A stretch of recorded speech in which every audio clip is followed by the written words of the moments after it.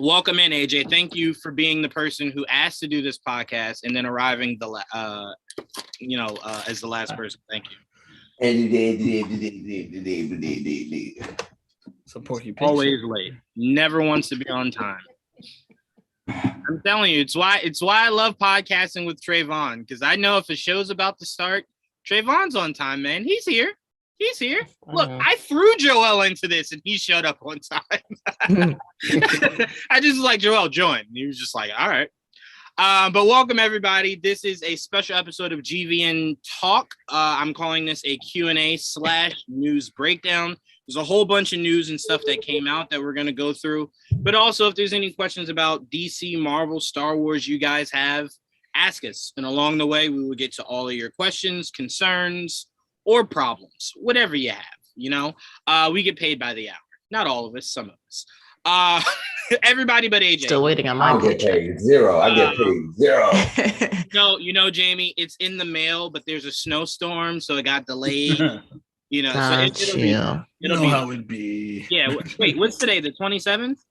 It'll be there the 1st of next year, the 27th. It'll be right in your mailbox. Don't even worry about it. I got it. Don't even think too hard about that. I got you. We're right. Right. See, look, this is why I told T and everybody I can't run a business. That's exactly how I would do things. Juwan, did you ever send those checks out? Yeah, when did we get them? 2020? Oh my God, no, I don't think I did. It's in my closet somewhere. But anyway, let's start off. First of all, has everyone here been watching Peacemaker? I did watch a new one. You did watch the new one, Jamie? I have not watched the new one. Oh, you have not? I have not seen any of Peacemaker yet. I've been like, I don't know. I just like lagging. Well, yes. But the thought of starting another series right now on top of like the 2 or 3 others that I'm watching, I'm just like, I want to give Peacemaker its due justice and wait until something ends and then I'll start it. Look, I don't judge. I always say this. I am so jealous of people that watch things for the first time. Like, if I could go back and re-enjoy that first experience of Peacemaker with the intro, with everything it did in the first episode, I would kill for that all over again. You know what I'm saying? So to me, if you wanna wait, and then at this point, you might as well just wait till the season's over. Yeah, I'm really big on binge watching too, so that might be what I do. But no, it's a great show, man. It's a really, really, really good show. I bring that up because we're about to talk about James Gunn. Obviously, we'll get into Suicide Squad stuff a little bit later. But I wanted to start off with James Gunn, because I think this is really the most intriguing thing to come out of James Gunn stuff today. James Gunn was giving a wrap-up story The Guardians deserves for Volume 3. Says it will be dark. Quote, it's big. It's so big and dark and different from what people might be expecting. Well, I took a page out of Trayvon's book. I'm expecting death from this movie. So if it's any bigger than death, I don't know what this movie's about to give me. But I fully expect to see Rocket gone, Drax gone, obviously. And I'm expecting... Oh, no spoilers or anything here. But But look, I mean, I'm saddened and excited by it. I'm sad because Bradley Cooper has done an amazing job as Rocket Raccoon. And it's a character. Sean Gunn. Oh yes, and Sean Gunn, absolutely. If that's a character that we could get to stay forever, I'm on board. But with Drax and Rocket possibly being the ones to be on the chopping block for this movie, I do like the idea that it opens the door for 2 other people to join that team that kind of fit the mold a bit, only a bit, of the 2 that are going, with Nova when we get to him, and then obviously Adam Warlock that you're introducing in this movie. So I'm like, I like that. I like the idea that, the next time we see the Guardians, however far down the line it is, it could be Quill, Nebula, Gamora, Groot, Nova, and Adam Warlock. I like it. You know what I'm Completely saying? different group altogether. Or a completely different group altogether. The only reason, Joel, and I'm gonna pass it to you first, Joel. The only reason I never saw it like that was because if you ever listen to Chris Pratt and what's her name, Karen Gillan, they're the only two people of that entire. I mean, Vin Diesel. I mean, the man's a slut for money. He'll do Groot till he can't talk anymore. But Chris Pratt and Karen Gillan had expressed the same thing that Chris Hemsworth did. They would do these roles for forever. Like they don't care. They'll just keep doing it. So that's why I thought it just makes it, to me, it made more sense that those two at least would be the mainstays of anything Guardians going forward. I mean, hell, unless you make Peter Quill one of the Avengers, I guess. Let him be on Earth for a little bit.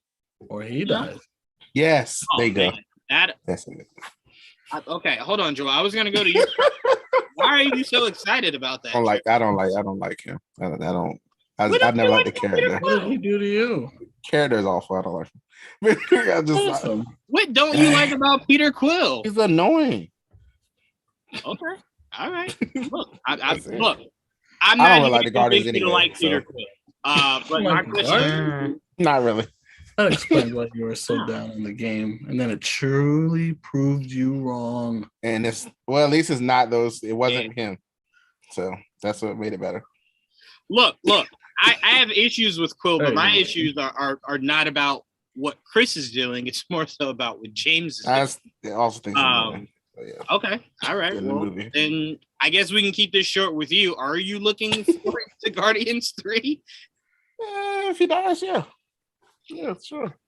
I want Nebula to be the lead. This year. Nebula should everyone lead. Living. Nebula leads. That's what I want. Love her. You want Nebula to be the head of the Guardians? Yeah. All right. I'm going to be honest with you. If Peter dies, I'm with Joel. You either don't do Guardians anymore or you just do a completely different team. That's literally like the face of the Guardians is Peter Quill. I don't know if I'm ready to see anybody else as the face of the Guardians of the Galaxy. Yeah, so I'm not super up to date on the comics. So has there ever been another leader of the Guardians of the Galaxy besides Peter Quill? Guardians of the Galaxy, depending on how you view it, some iterations make it seem like Yondu had a Guardians of the Galaxy before Quill did. What's the name? They could do that prequel. Right. Yeah. The old people at the end of the second one, they were the original Guardians of the Galaxy. Right. In the comic books. Right. Yeah. There were other characters. But they could do like I don't know how they would do it, but a lot of people seem to really like Star-Lord T'Challa.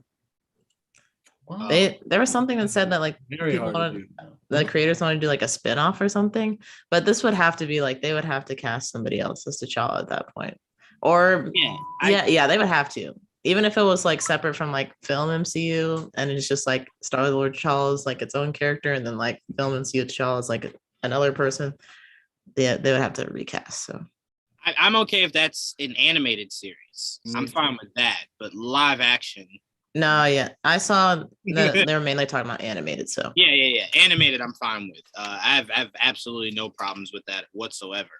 But again, I don't know. I just don't really want to see another head of the Guardians that's not Quill. Just don't do any more Guardians movies. If at that point, if he's gone, because Gamora, Nebula, depends how it's set up. Depends on who they figure is next. Because I mean, it really depends. So you could always, as long as you set up the next characters, you'll accept it. But you can't just pop them in there. No one accepts them like that.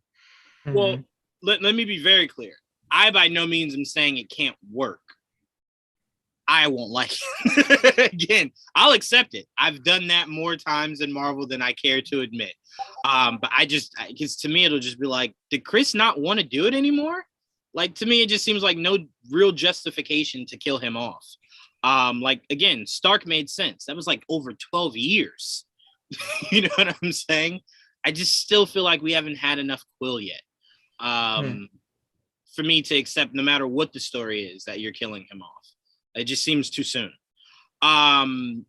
But AJ, I'll go to you. With him saying it's going to be really, really, really big and dark, what are you kind of looking for this movie to do? Is there anyone else you want to see or anything like that coming out of this movie? It's James Gunn. The last one, it was sort of dark. So it's, to be fair, it is what it is for me. Honestly, if they do kill most of the team off, just don't touch Guardians of the Galaxy anymore. I don't want to do another iteration of it. It is what it is. Do a different team if you want, but Guardians needs to be what it is. Like you said, I can only see Star-Lord as the leader of the Guardians. But on James Gunn's point, I like that he says that it's going to be darker, because I do believe him at this point, especially since because all of the MCU titles that's coming up are going to be darker. That's what Phase 4 is about. It's about dark character stuff is just going to be all over the place. It's just look at WandaVision. That was dark. Look at Falcon and Winter Soldier. It wasn't as dark as WandaVision, but the themes within Falcon and Winter Soldier was dark. Mm-hmm. And then you have Loki, which was sort of dark, and everything just leads up to that. There's not going to be very much happiness in the MCU at this point anymore. So it is what it is. Yeah, we're done with that. No more smiles and rainbows. We're done with that. We're getting into Trayvon territory here. We're getting to the murk levels where we're just murking people out here. We're getting into dark magic. Right, dark magic. We're getting into deeper space.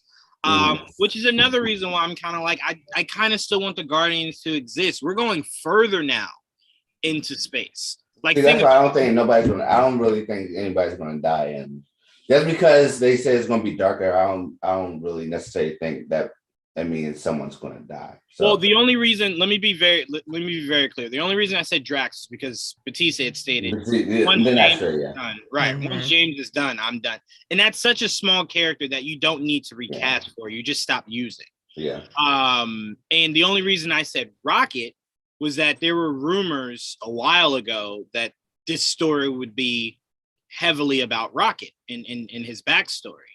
So usually you kind of get that feeling of, hey, this is where he came from. He's kind of getting over a lot of stuff. Usually it's kind of just like, oh, you're going to die. Like, okay. Mm-hmm. You're not making it to Rush Hour 3. But yeah, so that's the only reason why I said those two characters. But if everyone survives, I'll be very happy. I don't need anyone of that team to die at all. So that's the only reason why I said those. Jamie, you've played the game. You've beaten the game. I haven't played the game, but listen. Okay, actually, this is not about gaming. This is not about my backlog. Just I was playing games that came out in 2020 and 2021. I am very behind. I am very behind. But I do know that Guardians of the Galaxy did shape up to be a really good game. I won't say very concerned, but I was concerned before it came out. But a lot of people have been singing its praises. So, yeah. That's all I have to say about that. What are your thoughts? So what I was going into was, I thought you played it. So I was going to ask, what of some of the game elements would you want to see? But forget that. What are you expecting out of this Guardians 3 movie? I don't know, to be honest. I feel like the Guardians has done a good job of bringing something new to the table, and not necessarily something that I would predict, like, oh, because they went here and now they're going to go here, which is why I enjoyed Guardians of the Galaxy. I think it's like one of my favorite like franchises within the MCU. As far as it being darker, I could very easily see Drax kicking the bucket in this movie, just because Batista has expressed that, like, hey, I don't know about doing Drax forever, but Rocket, I would be kind of sad. Even though Rocket's not my favorite character, but I think like Rocket adds something to the team, like that extra spice that it'll be sad if he wasn't there, especially if Groot was still there. That would just make me even more sad. Oh yeah. But yeah, I don't really know what to expect for this one. I honestly don't remember a whole lot from the second Guardians movie. I didn't really enjoy it as much as the first. I would be a little curious to see, like, I know we're kind of done with Ego, which is unfortunate. But a lot of the stuff that's touched on in What If has to do with Ego and with, like, what if Peter Quill kind of like tapped into some of that power. And I'm kind of curious, like, maybe he can still do that. Maybe that's what Marvel is kind of hinting at. I don't know. Or maybe there's something else. Somebody else on the team has some unexpected power. But I would be curious to hear about Rocket and Groot's backstory, especially. So hopefully there's some of that at least. That's fair. Yeah, I don't think they're going to tap back into Peter having any of his abilities anymore. Yeah. First of all, I think in the comics, Peter Quill went toe-to-toe against Thanos. So I think the whole thing James Gunn was shooting for was, yeah, we don't want to do any of that. So we're just going to have him, he finds out he has it, and he lost it. Which kind of sucks. But, I mean, again, you kind of just stop yourself from giving me an OP Peter Quill. Yeah. You know what I'm saying? We don't need that.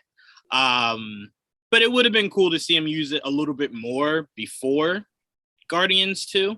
If there was something else team-wise, like an Avengers movie that was right before it, see him just utilize it a little bit more, especially when you see him lose it and then you see him losing his cool against Thanos. You're like, I might have accepted him ruining that whole plan if he actually could have fought Thanos, like, not shooting his little pew-pews at Thanos.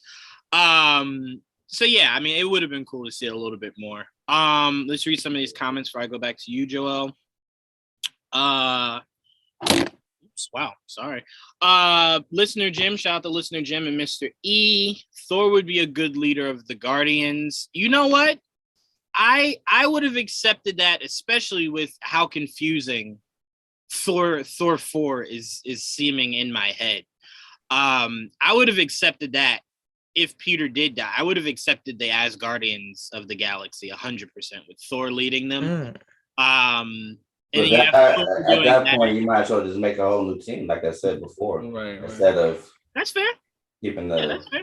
That's fair. Like I said, if Peter Quill dies, to me, whatever you want to do with that team is whatever you want to do. Yeah. But Thor makes the most sense, and I could accept that more. Because the relationship he has with Groot, and obviously Gamora wanting him. So a lot about that would be very interesting. But to me, I would accept it mostly because I kind of just want to figure out in my head. And I can't wait to see this trailer for Thor 4, hopefully on Valentine's Day. When you get to the end of that movie, and obviously both Thors are still alive, what the hell does one do? Like, what does one of them do? You know what I'm saying? Like, this isn't like a Hal and Jon Stewart kind of situation where it's like, all right, you stay here on Earth. I'm just doing all the big galaxy stuff. It's like, well, no, I can kind of do that myself. I can do both. Yeah, they're both you know what I'm saying? I can do both. And you're not killing off Chris Hemsworth. So it's just very intriguing to see what comes of either of the Thors coming out of that movie. But all right, let's see what Joe said. My expectations are Guardians of the Galaxy 3, kick-ass soundtrack, and bye-bye Drax. Yeah. I mean, at this point, has James Gunn ever missed with the soundtrack? I mean, even Peacemaker is playing some hits I've never heard before. I'm like, I like this song. This is awesome. Okay. I didn't even know what that thing was when he pulled out the disc and put it in the player. I was just like, what are these things? I had CD players and whatnot. I've never seen that. Don't look at me like that, Joel. I felt young. I don't know what that thing was. You don't know what a CD player is? You got to be. No. When he took the huge disc and put it in the thing and put the vinyl. You're joking, right? Yeah. Oh, the record? Yeah. You're not joking? No. You don't know what a vinyl is? No. No. No. Wow. No. Are you? What? I know what a vinyl is. When would I come across a vinyl? Like, You know what it is. You see him all the time in Target. TV and movies. You see him all the time in Target. no, I thought it was fake when they were using it in TV. Interesting. Yeah, sorry. CD It's not player. that interesting. All right, let's move on from this All right. vinyl thing. All right. That's a bigger question in itself, I feel. Mr. E, okay, I'm back. I forgot I ate cake months ago. I didn't even know what the correlation of that comment is, Mr. E. But staying on the he said he was leaving earlier and he was getting some cake, and then he was probably disappointed. Like, damn, I ate that. Oh, I feel that. Yeah, that's always a horrible feeling. Getting something good and then eating it and going, damn, I should have taken my time with this.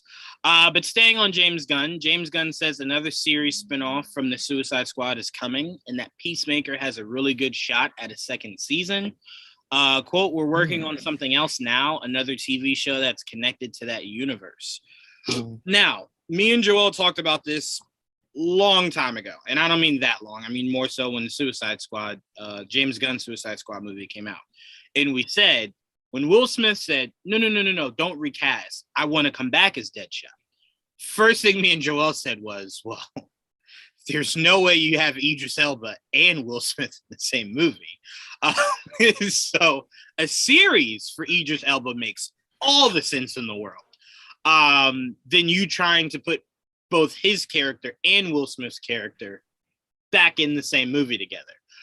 So I really hope that's the case, especially if it's more so us seeing his backstory before getting arrested, seeing how he came to be, all that technology and stuff like that. Joel, literally with the series ending with him shooting Superman and then ending up in prison and us going, well, okay, I feel satisfied. We've seen everything, right? Because I don't want to see his character after the events of Suicide Squad. I'm not really interested in what he does after that. I want to see beforehand him doing all these kills and whatnot, the people he was working with, who he came in contact with, stuff like that. So I'm more interested in that because we can assume whenever Will Smith's ready, he'll be the face. You know, he and Harley would be the faces again of the Suicide Squad. So I'd be interested in that. AJ, I'll go to you first. Are you interested in this spinoff series? And if so, is there any specific character from this James Gunn Suicide Squad movie you want to see get their own series? No, I'm not interested in it. I wish James Gunn could do another project other than Suicide Squad. I loved his iteration of Suicide Squad, but when I first heard this, I was like, do you really need to keep on going with this? And I'm like, yeah. For me, I just don't. What was that? So you saw what I put in the group chat when I read that. What'd you put? It was a screaming video. It was like, yeah. For me, I liked his Suicide Squad, but for me, I don't really need any more from it. Peacemaker is a great show. I still need to watch the latest episode. Yes, you do. Yes, you do. But to be fair, I say I don't want anything else. But will I watch it? Yes. Will I like it? Most likely, yes. I will most likely like it at the same time. But as of right now, I'm not really that interested in anything else within the Suicide Squad mythology. I would rather him just do something totally different other than Suicide Squad. Yeah. That's fair. And if you had asked me before August of last year, would I have any interest in a fucking Peacemaker series? I would have said everything you just said.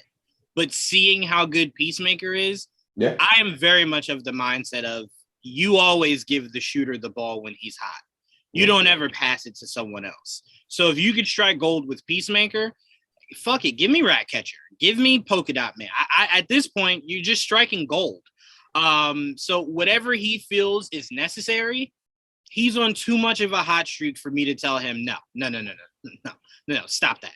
You know, so to me, I'm intrigued to see what the series is. Clearly, we probably won't find out till San Diego Comic-Con, if not Fandom. Yeah. But at this point, like I said, the man's very hot right now. And albeit, AJ, I'm with you. I do want to see him do something else. We don't know the how how involved he is. He could just be an executive producer. He could just be a writer. He could be working on something else for But you. along those lines, if he's going to be involved, I'd rather him be the director or the writer. I'd rather him do it himself rather than be the producer. Okay. Yeah. Okay. Jamie, are you excited at all for this series? Honestly, I feel like if you saw Peacemaker, I think you might have a little bit different opinion. Oh, no. I'm sorry. Thank you, Trayvon. I asked that forgetting you haven't seen Peacemaker. So let me restructure the question. Is there anybody from that Suicide Squad movie that by the end of it, you were just like, I would like to see blah, blah, blah again? I think your idea with seeing like how Bloodsport ended up in jail would be interesting. Maybe more of what's his name, the shark guy. Although I don't even know what they would do with that, but people seem to love him. I think he's pretty funny. I would kind of be curious as to like whether he was always like that, and like if something happened to him, like what happened, or I don't know, maybe just like a comedy of him just going through life and like chomping people occasionally. Look, he has a whole bloodline of royalty underwater. There's a lot you could dive into, especially if King Shark. That's what it is, King Shark. Right. Especially if anyone's watched the Harley Quinn animated series, you've seen a little bit of his backstory and how intriguing it is a little bit. So you can. My only issue would have been before seeing Suicide Squad is how well can he talk? But he can talk pretty well. So I'm like, oh, that's enough for me to sit through a series of it. Like, it's not unbearable. I'd be very interested in seeing King Shark. Do I need it? No, but I also didn't need Peacemaker. So here we are. That's true. Here we are. So no, I mean, I'm with you. And like I said, for Bloodsport, I just want to see them kind of take, you know what I want to see with them doing with these series, because clearly they're doing whatever in the movies. I want you to get a little bit more adventurous. And what I mean by that is, if you're going to do a Bloodsport series that takes place clearly well before he gets arrested, I want to see Bloodsport. Obviously, he's a hitman for hire. I want to see him being utilized in some of these bigger cities, right? So I want to see Penguin calling him, right, to do a hit in Gotham. I don't need to see him interact with Batman. I'm not saying that. But I want to see you go to some of these more popular cities trying to carry out hits in some of these more popular cities. Just get more adventurous with it. Have some more fun. Don't put him in a city I've never heard of, and he just stays in that one city trying to carry out hits. You know what I'm saying? Mm-hmm. Go to some of these cities that we know from these characters, and let's see you have some fun with it, because we know if this is an HBO Max, they can afford to hey, Ezra, do me a favor, we need you in an episode. You know what I'm saying? Or whatever the case may be. But just have all the fun with these series that it looks like the movies just aren't really interested in right now. You know what I'm saying? So we know that the Suicide Squad connects to the DCEU. Have fun with it, man, So if a Bloodsport series were to happen, I'd like to see some fun like that, where he's in Gotham or he's in Metropolis or whatever the case may be.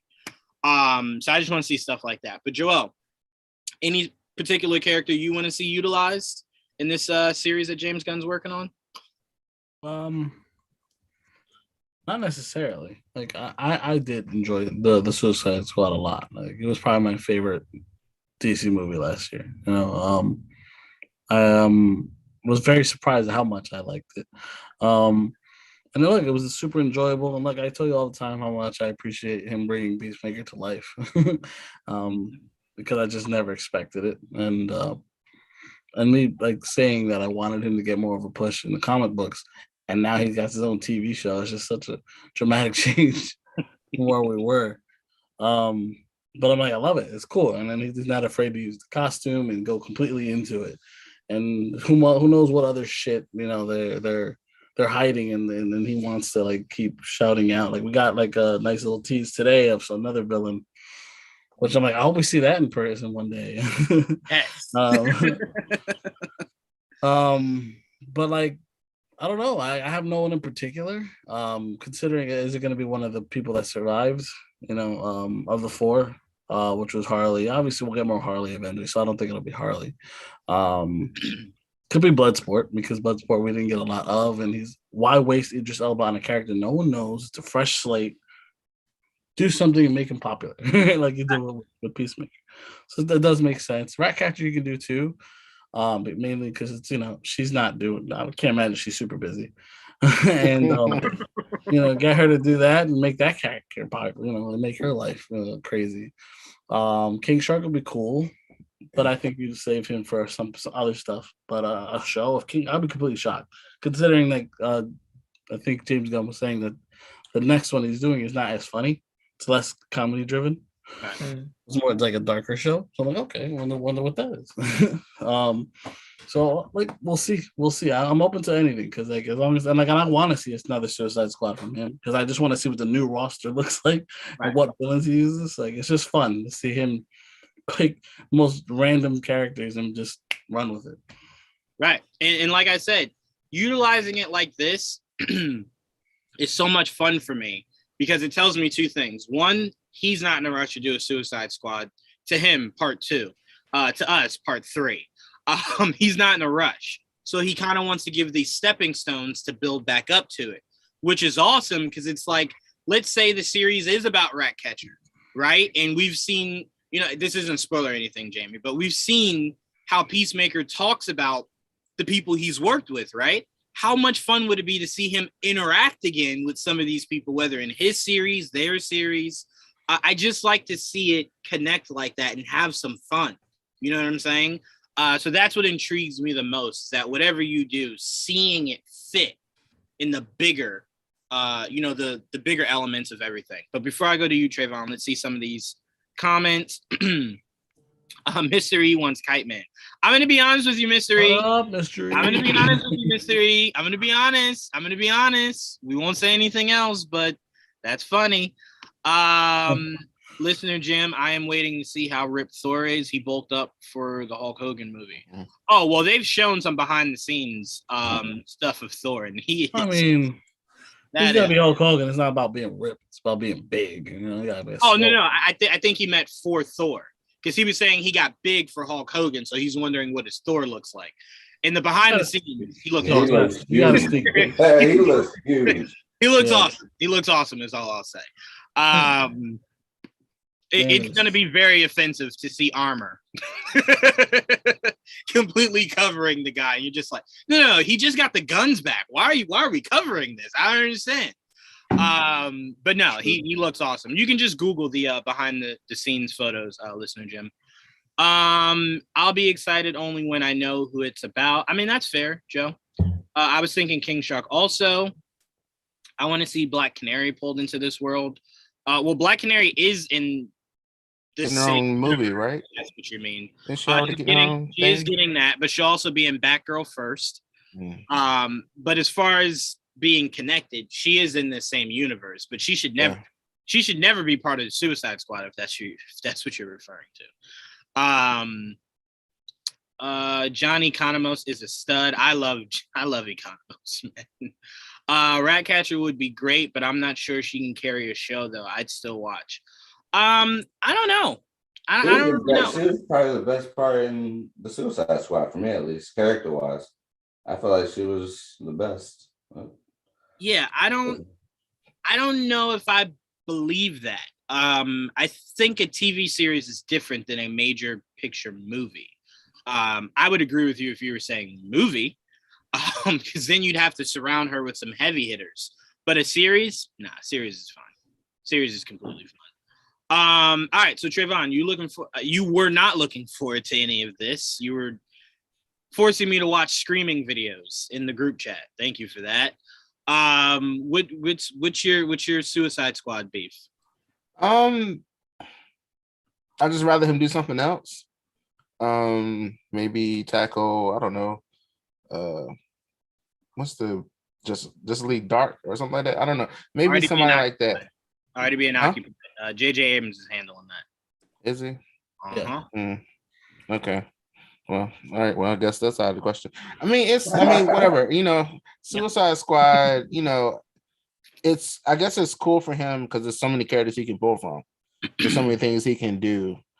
Like when Peacemaker first got announced, I did not think I would like. I was like, why is he doing a show about that character in particular? And it's good. I was like, okay, all right, gotcha, right? All right, yeah. So I mean, muscles, a lot of muscles. Yeah, I mean, it's what.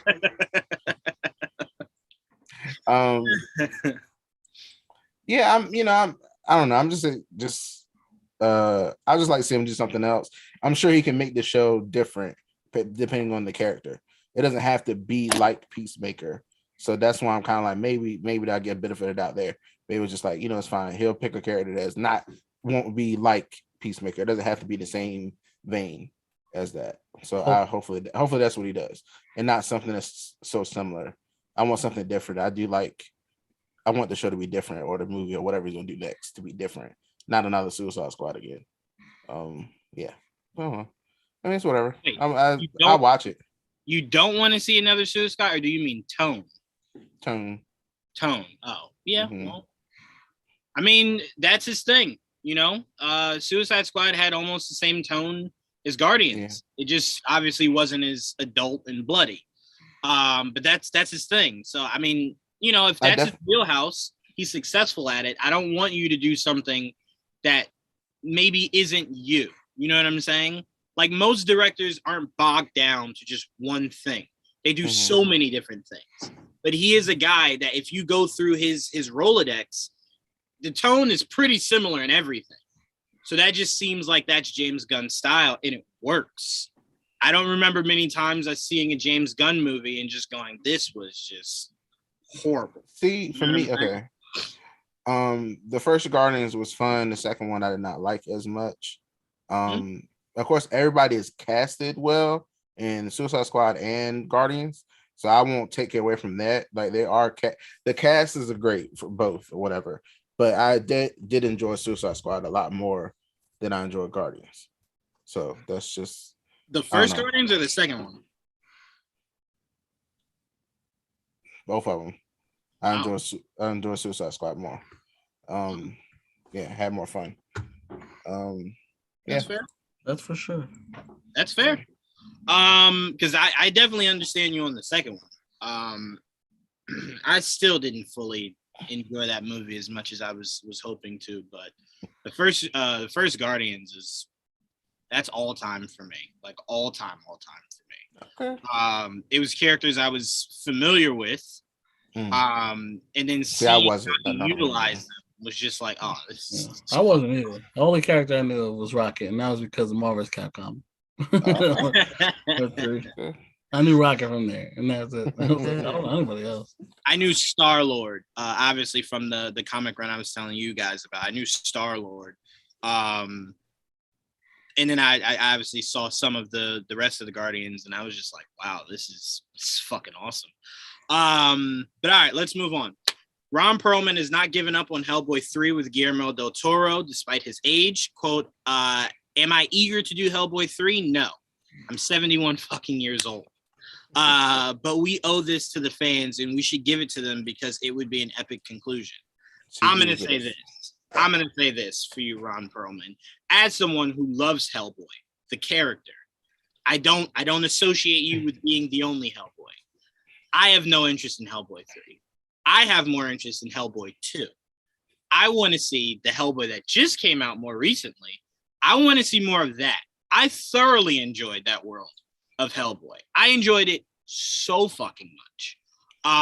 David Harbour, to me, did an amazing job. It felt so different than Ron Perlman, which is what I thought would be a struggle, because I thought they would try to cater to being more like Ron Perlman's Hellboy, and they didn't. It felt so different. The world felt so different. When you get Ron Perlman's Hellboy, you already start with the team, right? You get David Harbour's Hellboy, there is no team. You get the little bit at the end, and you're like, okay, I see where they're going. So I'd rather see David get another shot at it than Hellboy 3. And I think, again, the more Ron Perlman talks, Ron Perlman is kind of becoming what Wesley Snipes was before we just got the casting, to where he talks about it so much, people in their heads aren't accepting anyone else. They just want to see that again, right? So when you finally got the casting, all that started to dwindle down. right? No one's just with their pitchforks like Wesley needs to come back. I want to get to that point with Hellboy because that character is very interesting. And I don't want it to always be in purgatory with Ron Perlman. You know what I'm saying? So I just want to see David get another shot. So I don't want part 3. But Joel, I'll start off with you. We saw Hellboy together. We thoroughly enjoyed it. Are you pining for Ron Perlman Hellboy 3? No, not necessarily. I mean, if he does it, I'll watch it. Like, I like Hellboy a lot, and I like the new Hellboy a lot. But obviously, they just don't all translate. Like, I didn't really love the last Ron Perlman that Hellboy. I like the first one better than I like the second one. And I like the new one more than I like that second one. But a lot of people didn't know, so it didn't work. I do like the BPRD, I think it was called, right? Or the whatever. Yeah, no, you're right. BRPD, whatever the fuck they're called. I like the department, and I want to see more characters because there's a big world there to do. And as much as I love Hellboy, I would like to see that world expand. And then if Hellboy doesn't do well, we never get to see it expand. I'd actually like a series more than a fucking movie, honestly. But yeah. I don't know who owns it. Dark Horse. I can't remember who. Dark Horse. No. I mean, movie studio. No, I don't know. Yeah, I don't know who owns it. Specific. Whoever did the last Legendary? Is it Legendary? I'm not sure. I'm gonna look it up. No, I only brought it up, Joel, because I'm just curious of whatever studio owns it. Do they already have a streaming service? Because if they do, that is more likely that whenever we see the character revived, it goes there. Well, it's a smart thing. Right. No, I'm 100% with you. I would honestly like to see David come back as a series. And then, because to me, I think what a lot of studios don't want to do, that I think would be Lionsgate. Oh, yeah, I don't know. I think what more studios should look into doing is kind of building your world small. And then when you get to an event is when you do your movies. I think for characters like Hellboy that aren't your Iron Mans or Spider-Mans or Batman, to start it small and build it into something bigger might be the better way to go for you if you're Dark Horse and the people behind Hellboy. Because you could do the series kind of like the first movie for David Harbour's was, where you're building his world and then you start building in the other elements of his future team. And then once you build the team, do a movie. Go back to the series, small series, build a movie. You know what I'm saying? Big crisis comes big movies. So I think if you did it like that, Hellboy might be more appealing. But Trayvon, you a fan of Hellboy at all? You want to see Ron Perlman do part 3? I know nothing. Yeah. I know nothing about Hellboy. Never watched any Never seen any of the movies? Nope. Oh, okay. I'm in the same boat. You know nothing, Jon Snow. Look, I know. problem. I think I have a really old. I know Jawan might not be familiar with this, but it was a CD of the first Hellboy in my house somewhere that I think my mom or dad probably watched. So, but I never watched or a CD. Oh man, no, technical. That's too technical. You tried to call me out. That's the only reason why I corrected you. It still worked. I got my laugh. I won. You're trying to crawl your way back. The laughs have already come out. That's fine. Go ahead. But no, so you guys haven't seen any of it. What? Like I said, I know what he looks like. That's about it. Check it out. Yeah, I know what he looks like. I am kind of like interested to watch it, but I wouldn't say it's on like my priority list. Like if it's like rainy day, I'm like, oh, let's watch Hellboy then. Yeah. It's gonna snow. Well, over here it's gonna snow. I was gonna say. Oh my gosh, I'm tired of the snow. I'm so tired. So am I. I'm only tired of the snow because I have to shovel it. Like it's snowing isn't a problem for me. Oh, I don't do that. I wait till it melts. Yeah, someone raised in the South with that heat. I'll take winter every day, every fucking day of the week. Every day of the week, I will take snow. Just don't want to have to shovel it. So more people in my neighborhood need kids, so I can just pay them. Come shovel my shit. But AJ, I saw you smiling when I was talking about this topic. You're very excited for Hellboy. Do you want to see part 3, or what was the smile about? No. Well, Ron Perlman already said it. He's too fucking old to be playing this character. No, absolutely not. With David Harbour, I completely forgot about that Hellboy movie, to be honest. I didn't hate it, but it wasn't good for me. I didn't like it, but I didn't hate it. It is what it is. What does that gray area even mean? I didn't like it. I didn't like it. I didn't like it. It is what it memorable. is. It's. I don't remember. He's like, I don't remember hating it, so it's fine. Yeah, it was something that wasn't really memorable to me. Anytime people give critiques, I always like attribute it to like if someone made you a meal, right? And they were like, "All right, you ate it. What do you think?" I'm picturing that AJ. It's just being like, I don't know what that. It was nothing basically. It tasted like nothing. It was. It is what the kids call gray area. It was in the middle. I can see AJ telling the chef, "Hey, I didn't throw up." Like, you're like, I recognize the effort that went into it. It's just not for me. This is not for me. Right. I just think you shouldn't make me eat your food again. But I mean, it could be cool for someone else. Could be cool. No, but look, no disagreements here, AJ. But like I said, unfortunately, we're in a time where a lot of guys like Ron Perlman see Toby come back, Andrew come back, and it's like, well, there's a renaissance for everyone. Keaton's back for Lord's sake. Yeah. So I think if you're Ron Perlman, you're like, let me get on this wave. But Ron, here's the difference. Hellboy isn't Spider-Man or Batman. So there you go. there is not a mob on Twitter that is just like Hellboy 3 or we burn Earth down. See, that's not a thing. For me, I would rather them reboot it again, to be honest, than anything else. I think it's too soon. No. Well, when did the last one come out? 2019? Yeah. 2019? Okay. Yeah. No, not enough people remember for it to be. Yeah. If you ask like 10 people in here, they probably won't remember who watched it. What it was. Yeah, I watched it. So boom, I'm one of the 10 people. Joel watched it. Okay. Okay.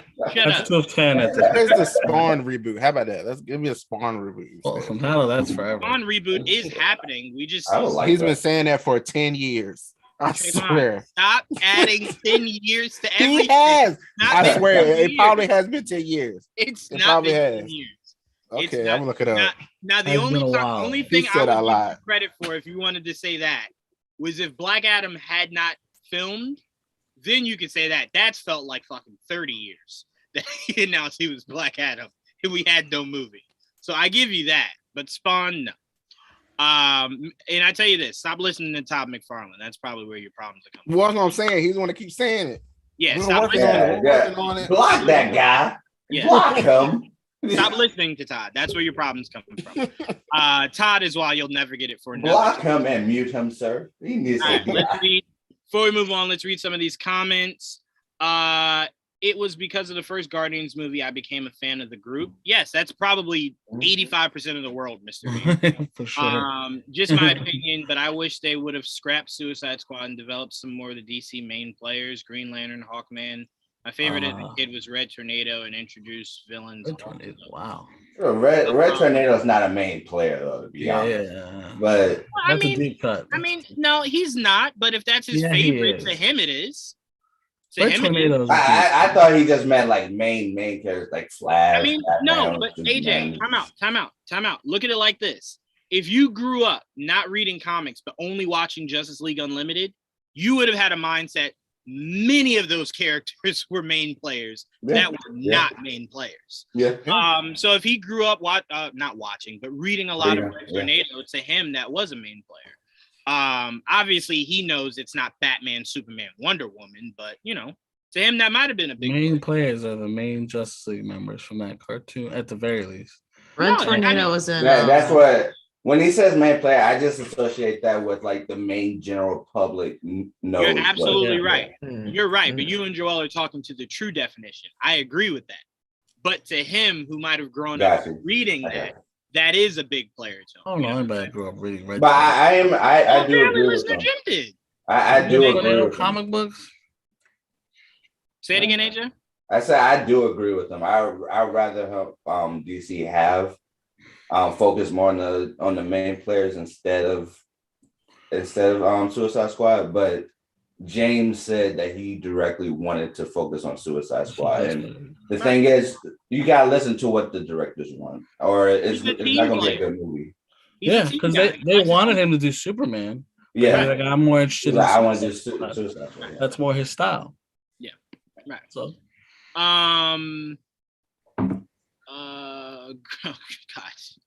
Again, I keep telling you guys, when you see Joel on this show, do not mention Green Lantern.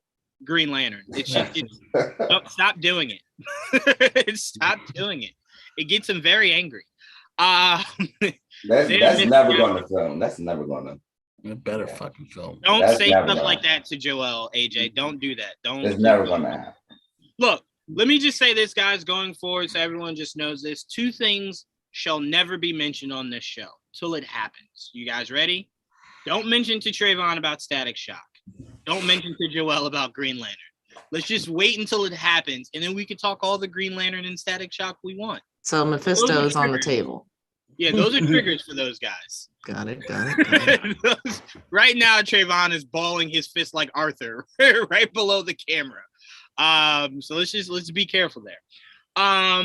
Mr. E says, but everyone hated new Hellboy, Juwan. I mean, they really went at it badly. Only way it could have worked is if I think what people keep forgetting about when that Hellboy movie came out, Ron Perlman went on a media run where he just shitted on that movie.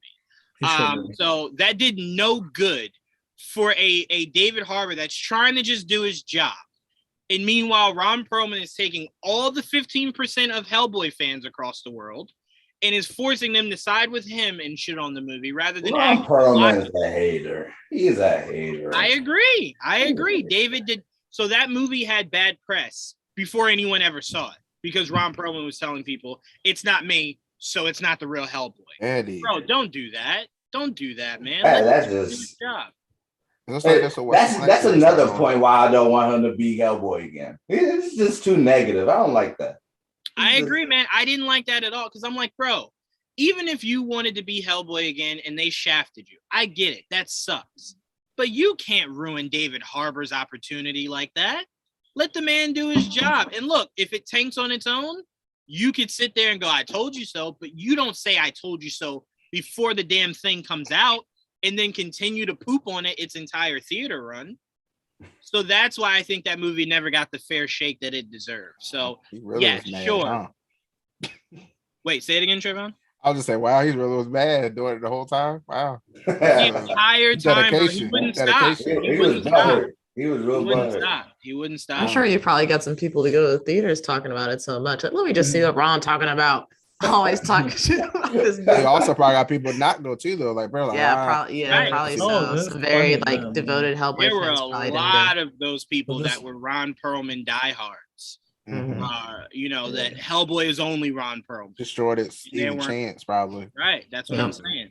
So that's why I said, sure, could you reboot it? For sure. But to me, it's not been enough time, and I want to see David get another shot at a fair shot at it. You know what I'm saying? I didn't like that at all. I didn't like it. Let's see what else we got here before we move on. They really are. Even as someone who doesn't know everything about him, I want to see him again. Thank you, Jamie. It'll be another 4 centuries till we get a Spawn movie. Well, again, you guys keep listening to Todd McFarlane. It will be another century before you get another Spawn movie. Just stop listening to Todd. Todd is the reason we don't have one right now. Mute his ass. Mute him. Simple as that. And I tell you guys, I had to mute, and we've actually interviewed him before, but I had to mute Joel. What's the guy's name that drew Deadpool? Didn't create him, but he drew him. The idiot No Name. I call him No Name. Yeah, I view him the same. He's irrelevant. I view him the same because he's just so fucking annoying. It's like, bro, we get it. You helped popularize Deadpool. We get it. But you have to stop as if you went in the factory one day and just crafted this man with your bare hands. It didn't work that way. Relax. Todd McFarlane is playing the same power trip. This is exactly how I want Spawn to be. If it won't be this way, movie won't happen. He just needs to get out of his own. Hell, he's right now. Jason Blumfield is very interested in doing Spawn. The only reason Spawn is not in production today, Blum, is not in production today is because Todd won't get out of his way. He won't get out of his way. So again, just mute Todd and we'll have a Spawn movie. I guarantee. That sucks. I agree. Also, it's Rob Liefeld. Rob Liefeld. There we go. They did create him. He just didn't like. Wait. That's what you're talking about? Yes. Yeah, I'm about to say he did create him. He just Hey. didn't. It's fucking The annoying. personality is not really what he. Yeah, he has a terrible personality. I don't like. He definitely created the character. Though. Yeah. Fully by himself. I thought someone else created it and he just like No, it's he his. made it popular. That's why he keeps getting shown in all the movies and everything. Like That's his baby. You know, they referencing him all the time. The writer that made him the character that we know is not technically Rob Liefeld. But so Deadpool was created by Rob Liefeld and Fabian. I can't pronounce it. I knew it was someone else. Okay. So something. okay, Yeah. got you. Okay, I knew it was someone else in there. Okay. All right. So let's move on to the only reason why AJ wanted to do a show today, and he's been having a stink face on until we did it. We got a new poster for the Batman, and AJ is just so against it. So AJ, I don't know why I'm so excited just to shit on this poster because the poster is terrible. Do you have it saved? Could you like share your screen? Yeah, I got you. Hold on, I got you. Let me bring it up. It's my screensaver. So, it's you know, it's like AJ, no, keep talking. Keep talking. Oh yeah. Oh, okay. Look, the thing is, it has some good components within the poster. Like the bottom half is great. It would have been great as like the whole entire poster, but they had to have the floating heads at the top. It reminds me of those terrible Marvel posters that we usually get from Sony or some studio like that. It's bad. Oh, that one. I feel like this poster is given what most of these studios give us. Yeah. I mean, this is every movie gets this. Picking either orange or blue. Everybody stacked up. Yeah. Yep. But the thing is, the teaser posters are so much better than what we're getting with these official posters. It's like you said, this is basically what we get from like every poster. It's the same composition as almost every poster from major studios, which is just getting old at this point. It's just cut that top half part off. Keep the bottom half, and it's a great poster. I'm gonna be honest with you, AJ. I respect everything you're saying. I remember a time where I could fucking care less about posters. So as I've started getting into posters, yes, you are right. Everyone's main poster looks just like this. You are not wrong. But to me, I don't know. I just don't hold much weight for posters. Like now, albeit every poster they released for Spider-Man No Way Home was literally a piece of shit. They got literally like a first year to do all of their posters. I hated every last one of their posters. The fact that they still don't have a poster out today with all three of the Spider-Men is disgusting. Like, who are you hiding it from that you think has not seen it? From art. You know what I'm saying? Real shit. Well, to be fair, the with No Way Home, the best poster was the poster they announced after the movie came out. I don't even like that poster because you're still hiding something that is not a secret anymore. I mean, the poster. So I would think like at the end of the run, then like because some people they still just haven't made it to the theater. No. At that point, I feel like it would be safe. No, that's not. We don't cater to those people. We don't cater Why not? Over a month, and I still have to be. No, I'm not a prisoner by you. Over a month. You said I'm not a prisoner by you. Yeah, I gotta be held prisoner because over a month you haven't seen it. Absolutely not. No, release it. Release the crack. Also, shout out to Hot Toys. We're getting a Green Goblin and Doc Ock. I'm happy.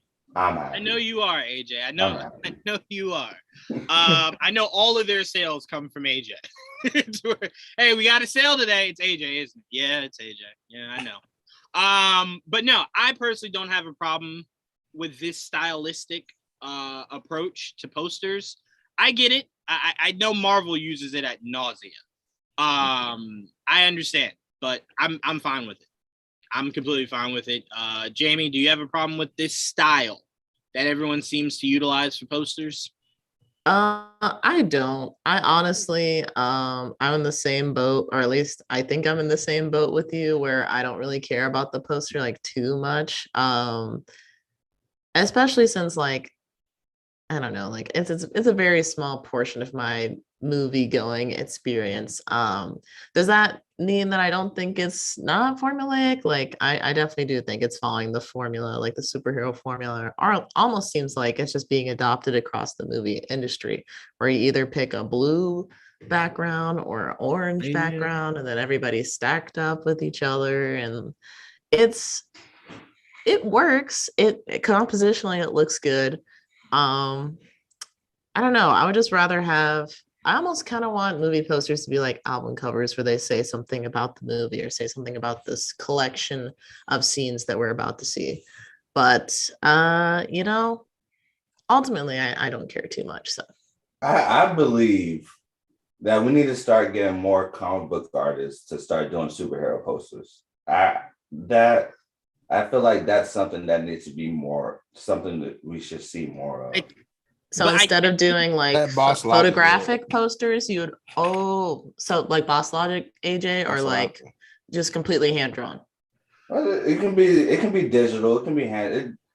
As long as it helps support the movie and what it's about, then it's fine. But I think though, AJ, the biggest problem you'll run into though with explaining that to a studio is we're well out of the times of posters helping to sell movies, right? Posters used to help sell movies. People used to go, oh, that looks dope as hell. Look at the poster. Today, it's the reason why all these posters are basic pitches is that no one really goes to a poster and goes, well, now I got to see that shit. Because there's so many other avenues that get you interested in the movie well before a poster. So I think it's why they do stuff like this. I mean, I know the Russo brothers did some stuff with Boss Logic for an Avengers movie. Black Widow too. Yeah, for Black Widow also. So I mean, they're working it in there. But I want to make sure I'm very clear in saying this before I pass to Joel and Trayvon. I'm not disagreeing with you. I'm just saying that if this was maybe 15 years ago, I would feel as strongly as you do. But now, because I don't really give much thought to posters because it doesn't help do anything, whether it's good or bad, it just doesn't, it's not, you know what I'm saying? It just doesn't. Well, I like to buy posters. That's why I'm making a big deal. No, I feel you. Like I said, I don't want to diminish how you feel. Yeah. 10, 15 years ago, I would have been right with you because posters meant everything to me. I used to have them all over my walls. But now I just don't really, you know what I'm saying? I'd be more intrigued if people started making superhero movies that are more so adaptations of their comic counterparts and then just recreating the cover of the comic for your poster. That would be intriguing to me. I would like more things like that.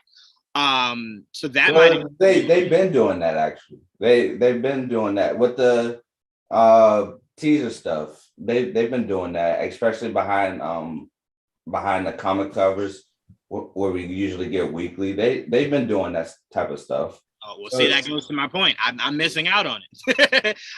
I'm missing out on it. But I did like what Jamie said, because I would like them to adapt. I know this isn't what you meant, Jamie, but I would love for them to adapt rap album covers. Oh. So like Batman's would be Save Gotham or Die Trying, and it's Batman with the bulletproof vest with the gunshot around the skill of it. Like, I would love stuff like that. Like, you know what I'm saying? Like Doctor Strange in the Multiverse of Madness, it would be Nothing Was the Same, and it's Doctor Strange just looking one way like Drake. Like, I would love stuff like that. Like, that would be funny. I would you know what that. Geek Vibes should do that. Geek Vibes should do that. I would love concept album album movie posters. That would be because you would relate to it. You know what I'm saying? Nothing was the same being for Doctor Strange Multiverse of Madness. It's very genius, by the way. I'm just putting that out there. That is very good. But Joel, because I know for a fact you put a lot of these posters a lot of these photos as your backdrop for your phone. So how much importance do you put on these posters just looking better? I mean, it doesn't take a lot out of me when they're not good. I'll just wait for the next one. Or just hope, there's one that, like, Spider-Man took a while because none of them are really that good. But I did like the one where he's facing Times Square and it's like raining and dark and that was Trayvon plugged me with that one. Yeah, that was a really good one. So I made that that was my poster for a while. But before that, I was just using like fan art, because I didn't really feeling most of the other shit, and I already knew what was gonna happen, so I had all three of them on.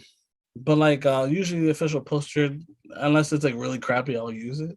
Because I just want to see the title and the main character for the most part. As long as I get that, I'm usually okay. But sometimes if it's not that great, just the title I'll be fine with, as long as it's something creative.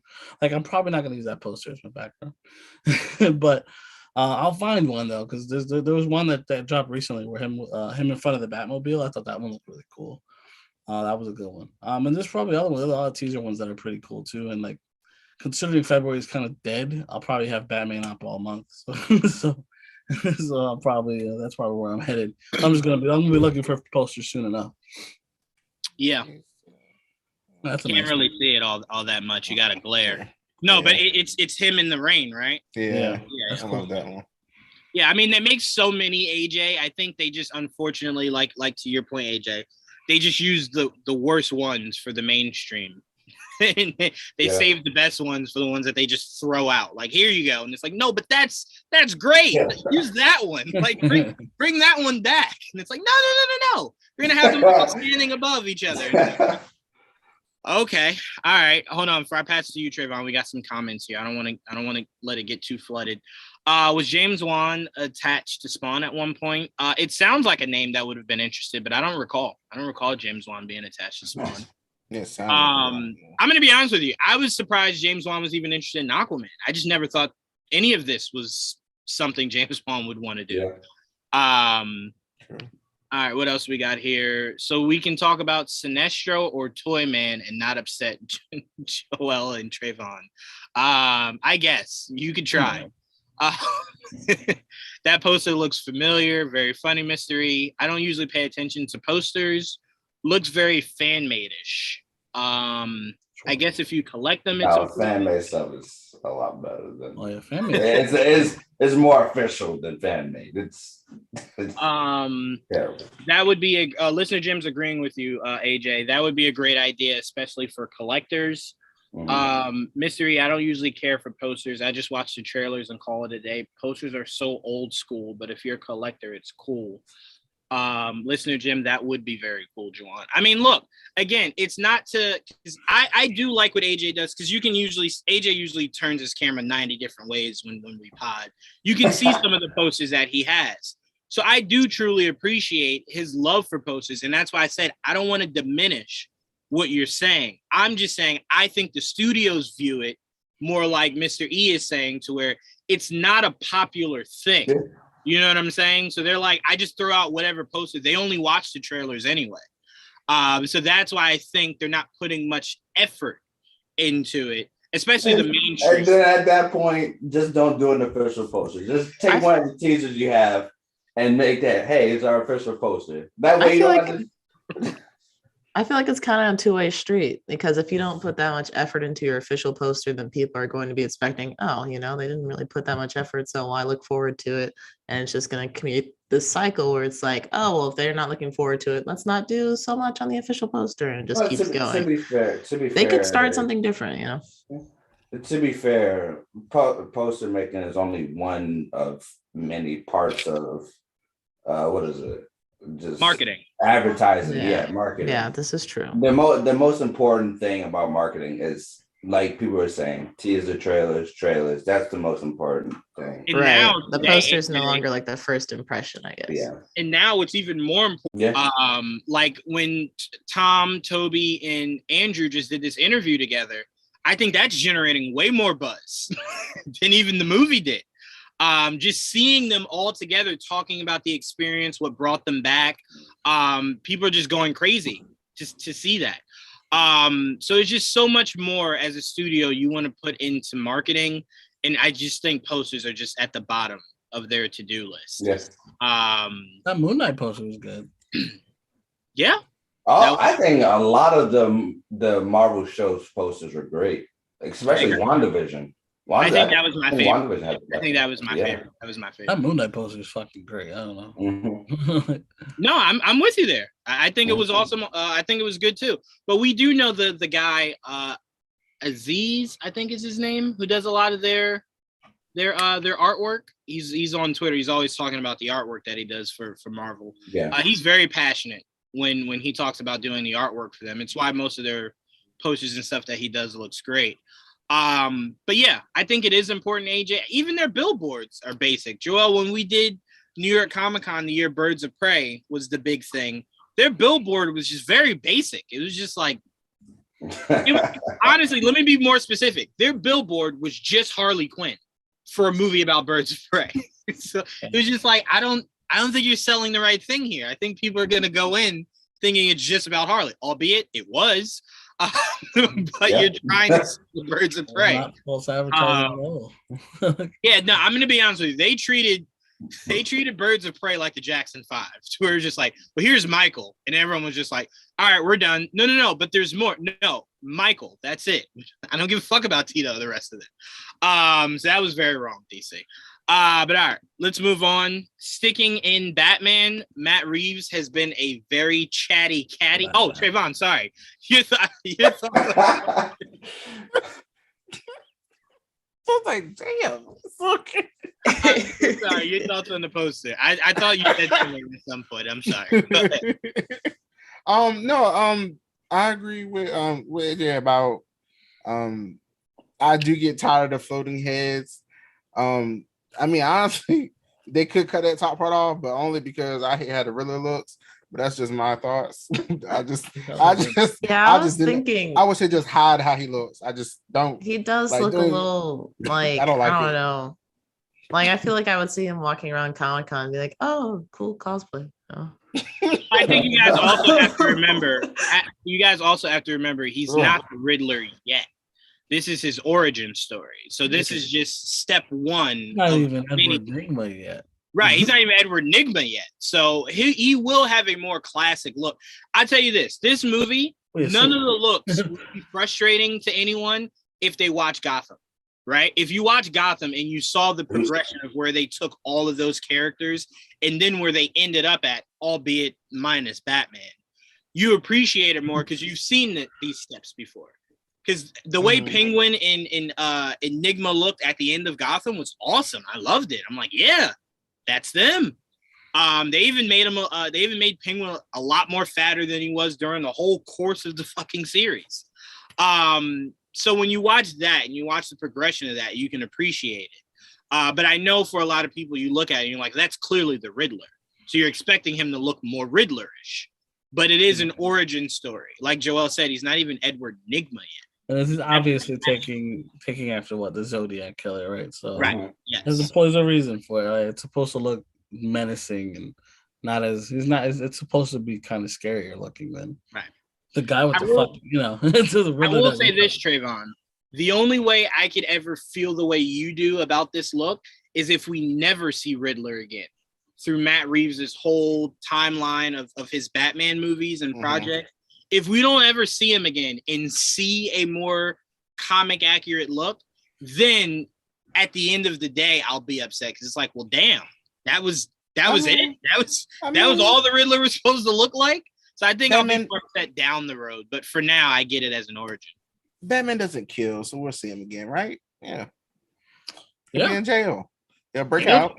I tell you what, there's nothing that is sticking in my head more. He'll break out and do it again. It seems like Nashton knows that Batman is Bruce Wayne. So I am more curious on how that stays a secret by the end of this movie, and you didn't kill him. Very interested to see. It's crazy, like they always do. No, you've already done that. Do not do that again. Do not do that again. I mean, don't have him in a straight jacket flapping his arms.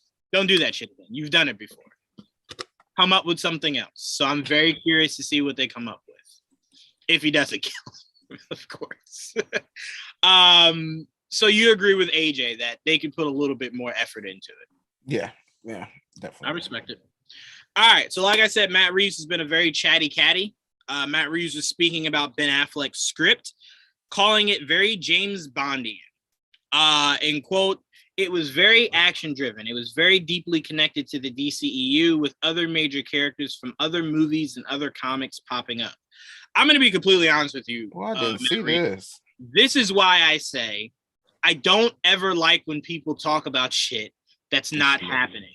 He should have done that. Sounds fucking beautiful. You know what I'm saying? I loved everything about what he just said. I had now, the first thing I thought when I read this 10 hours ago was, all right, now I see what those people feel when they're just like, we can't just bring Ben back, like pay him, seduce him, hide cocaine on him and threaten him, something to get him to be Batman again. Please. Now I'm on board.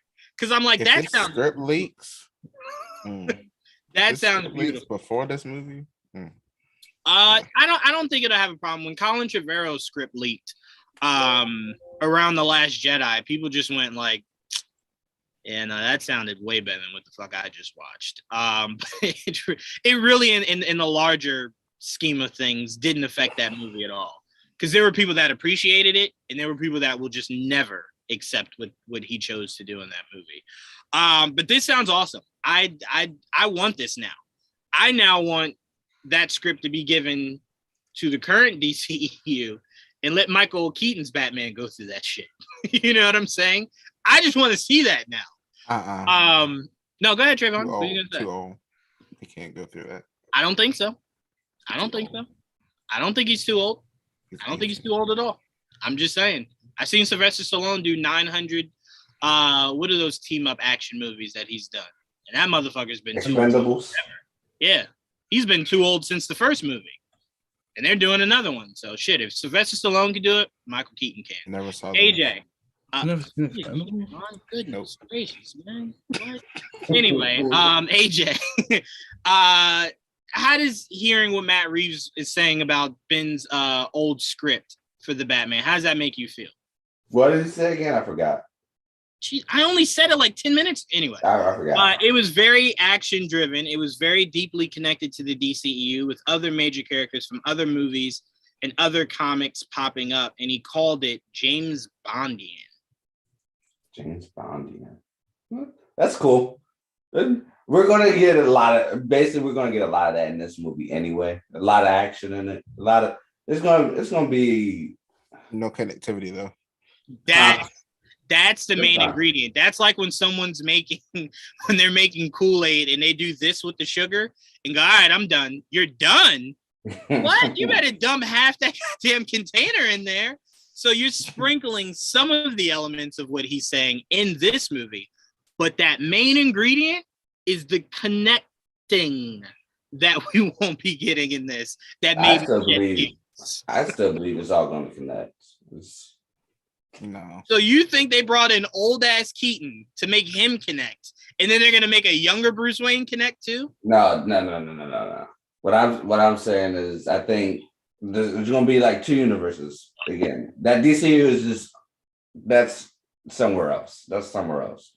But this Batman, Matt Reeves Batman, there's stuff that's going to connect. I think we are going to get a Superman within this Batman. Oh hell no! I think this is going to be another universe. Hell no! What? The whole problem we're in right now is because he didn't want to connect anything. If he's willing to bite the bullet on that now, you could have bit the bullet on that then. We wouldn't even need Michael Keaton right now. We'd just be using you. Hell no. Under no circumstances do I ever want Matt Reeves' Batman to connect to any fucking DC character that's not in the Bat family. Keep it strictly Batman. It's going to happen. Keep it strictly Batman. Oh, AJ, I will flip tables if that shit happens. I will become so enraged, AJ. Oh man. Oh, Is he the type? We already got a little hint within the costumes that Superman is in this universe. Wonder Woman is in this universe. Halloween costumes. Go ahead, Is Trevor. he one of? You're lucky if you see them in the movie. Right. That might have just been something. That's what I said as a hint. I ain't saying they're gonna be completely in the movie. This is. Go ahead, Trayvon. Is he a director that you feel like if WB tried to push him into it, like in like the sequel or something, where he say something? 100%. Yes. Okay. It's the reason we don't have it now because he pushed so hard against it. Walked away at one point. Yes, as soon as Ben said, look, I am done. I don't want to direct. You don't have to use my script. I don't even want to be Batman anymore. Matt Reeves did the biggest fucking backflip you've ever seen. Forget Chris Brown. Matt Reeves did the best backflip you've ever seen in your life. That was the moment he said, I have all the leverage, right? Because at that point, when he came on to direct Ben, that essentially was just Ben's movie. He was just yelling action for it. He didn't want that. So when Ben decided he was out, Matt Reeves said, I'm in, and guess what? I don't want none of your shit to touch at all. He pulled the Brady Bunch where he put the line over his part of the house and said, don't step foot over here. All your Green Lanterns, Supermans, pack shit over there. Like, get these shit producers out of my way. He said, get out of here. So yeah, I do believe if Warner Brothers said, hey, J.J. Abrams' movie did really good. Your movie did really good. Can we connect the two? Guarantee you everything Matt Reeves is setting into motion now all come crashing down, and we'll be in this whole mess all over again. All right. So we'll just never get a young Bruce Wayne arc, right? We're just gonna, it's 30 to he's 90, right? That's it. That's all we're ever gonna get. So yes, he 100% will throw a hissy fit if they try to throw some connectivity up in there. Yes, he is that director. AJ, I'm done with you.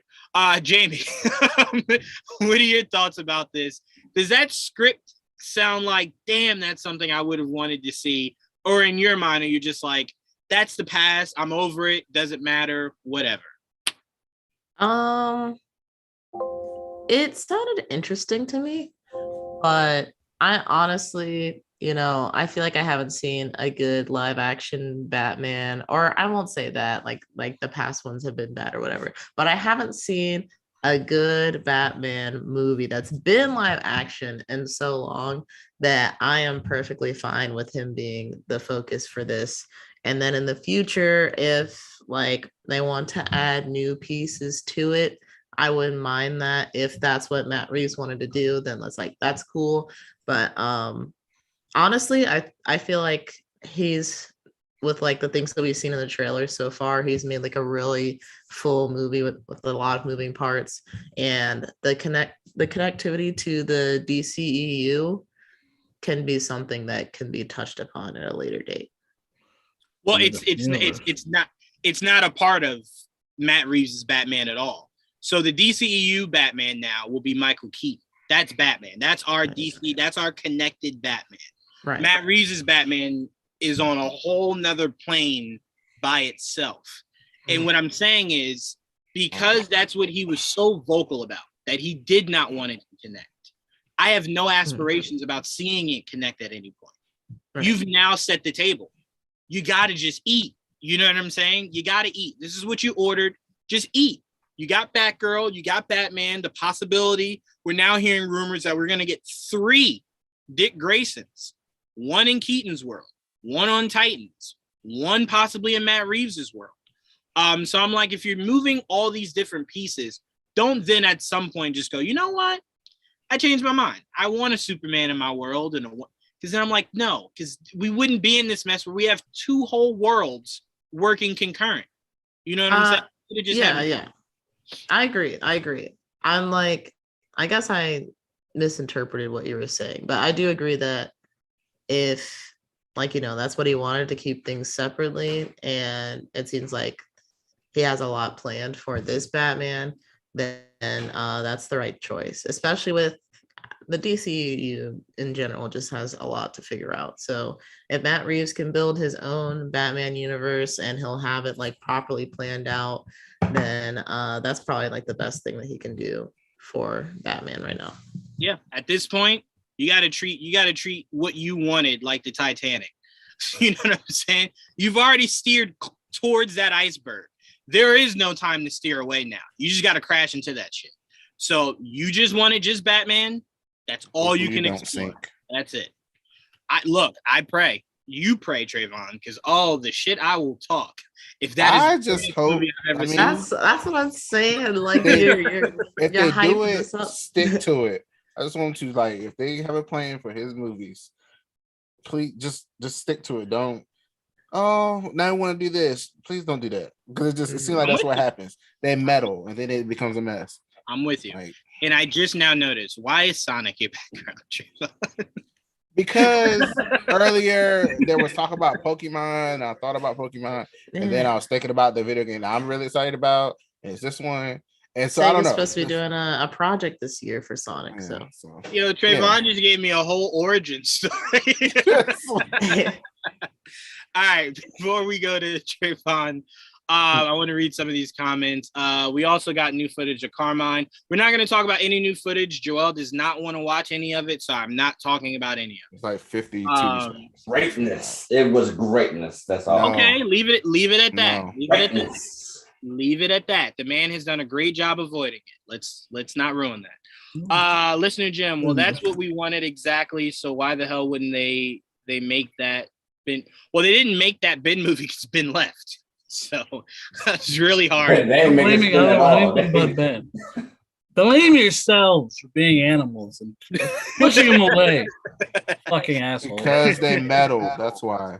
Well, no, specifically to what Jim's saying, you don't force that vision on a new director. So once Ben said, I'm out for both directing and acting, then Matt Reeves said, well, shit, throw all that shit in the garbage. I don't want none of it. I didn't want any of it to begin with. All right, let's see. You know a villain I love to see pop up? Scarface. I am hopeful Mr. Freeze is the next villain. They really need to bring in the superpowered Batman rogues. See, I'm opposite of you, Mr. E. I've seen nothing but superpowered Batman rogues since the first movie of Batman. I don't want to see you do that. I want to see you keep it grounded. Scarface is fine. Not for a main villain. I think that would bother me. So you don't want Poison Ivy. Wait, what? Hold on. Three of you were talking. Hold on. Let's go first. Joel, what did you say? I said it's technically the ventriloquist in Scarface. Yes, right. It is the ventriloquist. It's the old man working the Scarface. Right. EJ, what did you say? Wait, what? Anyway, I should have just ignored you. I always got to follow my instincts. Trayvon, what did you say? I said, so you don't want Poison Ivy. Or anybody that has No. Okay, so abilities. Let me say this. Poison Ivy, the only reason why I'm not in a rush to get her in a Batman movie is because you are popularizing Harley Quinn tremendously. So I could just see Poison Ivy wherever else you do a Batgirl movie, wherever else you do a Harley Quinn movie. There's more movie. Right. There's more places for Poison Ivy to pop up other than just in a Batman movie. But like I said, I had this whole thing planned out. So whatever he's doing for the first movie, it ends leading us to Court of the Owls. And then you end this trilogy on Hush. That's what I want. I want whatever you're doing with this, Court of the Owls, Hush. And then if he wants to do Batman 4 and 5 and you want to get into Mr. Freeze and whatever, fine. But again, we've seen Mr. Freeze before, right? Albeit we can agree to disagree whether or not it was good. I'd say we saw Riddler too, and Penguin and Catwoman. We've seen them all. Doesn't mean we should see them again. Sure. Done right. I'm not saying I don't think they should never be utilized again. I just would prefer to see Batman's villains we have not seen on the big screen. So that's why I'm saying Court of the Owls, Hush, and then if you want to work in some of the other stuff, fine. You know. But that's all I'm saying for that. Because people are gonna bitch, and then like, I know I feel like it's gonna happen again. People are gonna complain. And to me, I think it was stupid when they complained about it last time. Like, what? I don't understand that. Picture going into the first Saw movie, right? Picture going into it, and before you watch it, the opening credits go. Jigsaw is the guy laying in the middle of the floor, and then they play out the whole movie, and then you see him get up. You're like, I fucking knew that. What surprise is that? So if you're telling me who Hush is already, and then I'm watching it play out. I don't They don't understand tell you, using. but if you know the story, you know who it is. Right. So why would that be interesting to see play out as a mystery? It's supposed to be a mystery. I agree. I'm just saying. Yeah, I don't appreciate anyone who went against my boy Ernie Altbacker with that. Shout out to Pete. Pete definitely did not like that. A lot of people didn't. Watch Super Void Cinema's breakdown of Ben's Batman. No, I got to get out of my mind anything Ben's Batman mystery. I've spent all day purging that from my brain. They just wanted to get rid of any trace of Zach's vision. That is 100% true. Old School Bully says, I wrote a letter to them. Well, we appreciate that. I hope it was for them to do better. That's why DC will always be Marvel's little stepbro. That is never the case. Is that why? Because that is never a reality. I told Joel, I cried when I heard my little brother talking to his friends, and they were talking about how the big three of comic books were Iron Man, Thor, and Captain America. I not only cried, but I almost said this might be the day I lose my little brother. I almost killed him. I almost said, whoa, I'm sorry. Did Batman, Wonder Woman, and Superman disappear? Like, when did that happen? When did I miss that? That's the only trinity of comic books that I know of. It's Batman, Superman, Wonder Woman. You gotta let the comic book stuff kind of. Yeah, I think it's not tied to comic books. It's tied to the fact that there's millions of Superman projects. They make money, not because they're good or bad, because it's Superman. People go see it because it's Superman. That's what I mean by the Holy Trinity. Nothing to do with comics. It's just three characters that will never die off because they just mean too much to the history of everything. To you? Maybe that's not what they meant by Holy Trinity, though. Maybe they're just talking about most popular heroes now. No, I get what he's saying. It just is not true because there'll never be a day where you put out anything Batman, Superman, or Wonder Woman, and it doesn't sell just because it's Batman, Superman, or Wonder Woman. That's my point. We shitted on Wonder Woman in 1984. It still made money. Why? It's Wonder Woman. People don't need anything else besides it just being Wonder Woman. That's my point. Iron Man, Captain America, and Thor, you go to the 90s, early 2000s, no one gave a fuck about any of those characters. Any of them. Yeah, but we're not in those times. I get it. But what I'm saying is it speaks more to the fact that Batman was the 50s and 60s and still can sell out just by being Batman. That's what I'm trying to say.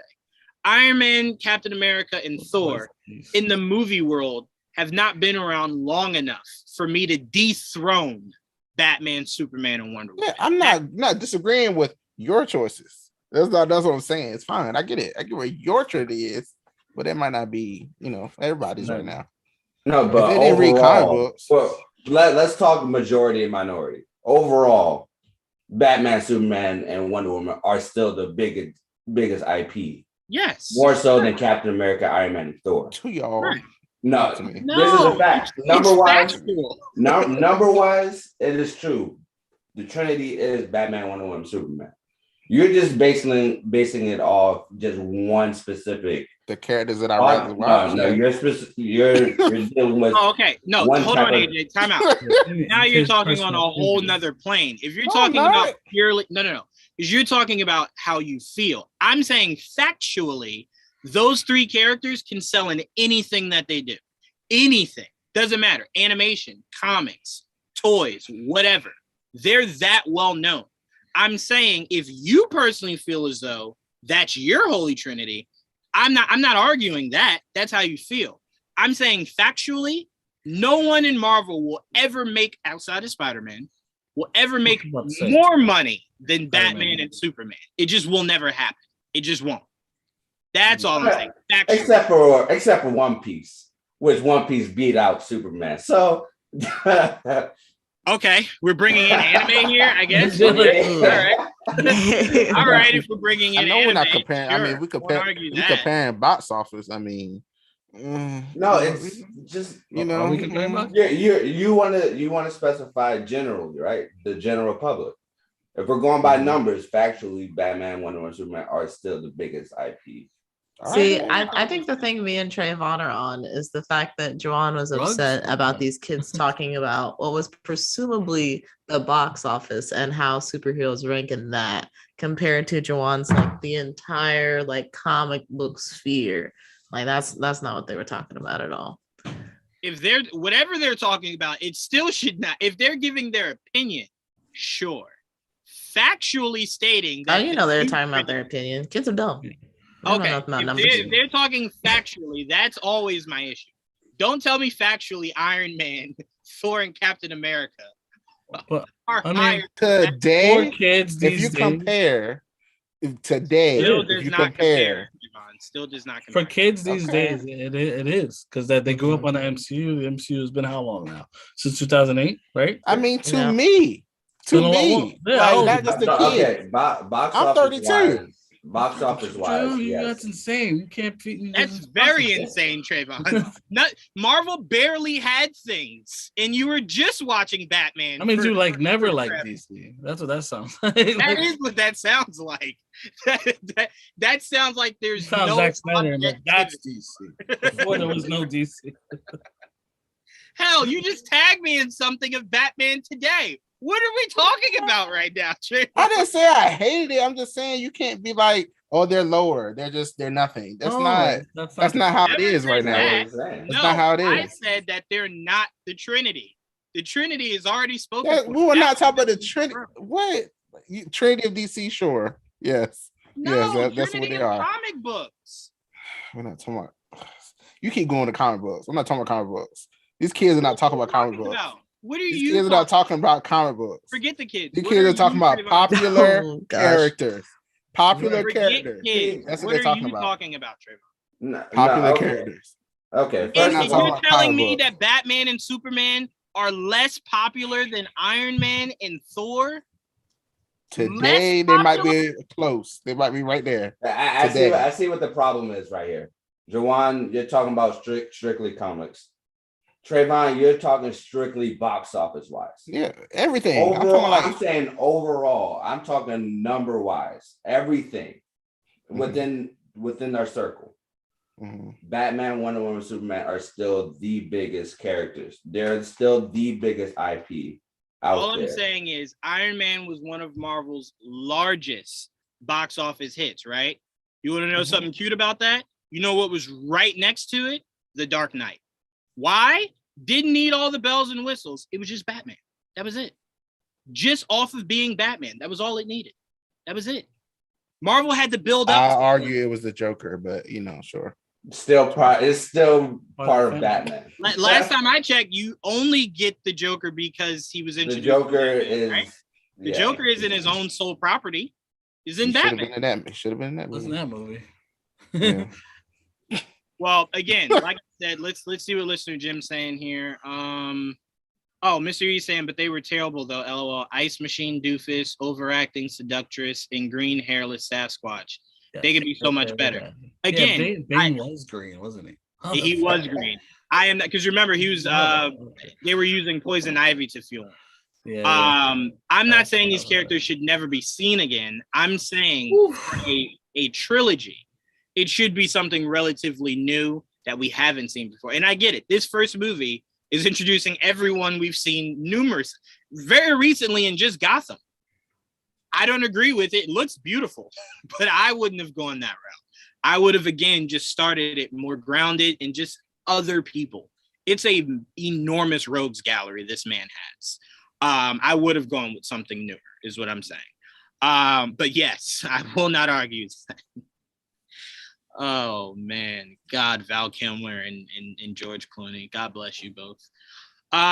They deserve Oscars just off the studio's fault too, though. If you're gonna we blame the studio for Justice League. That was they wanted to go towards more toys, selling more toys. Right.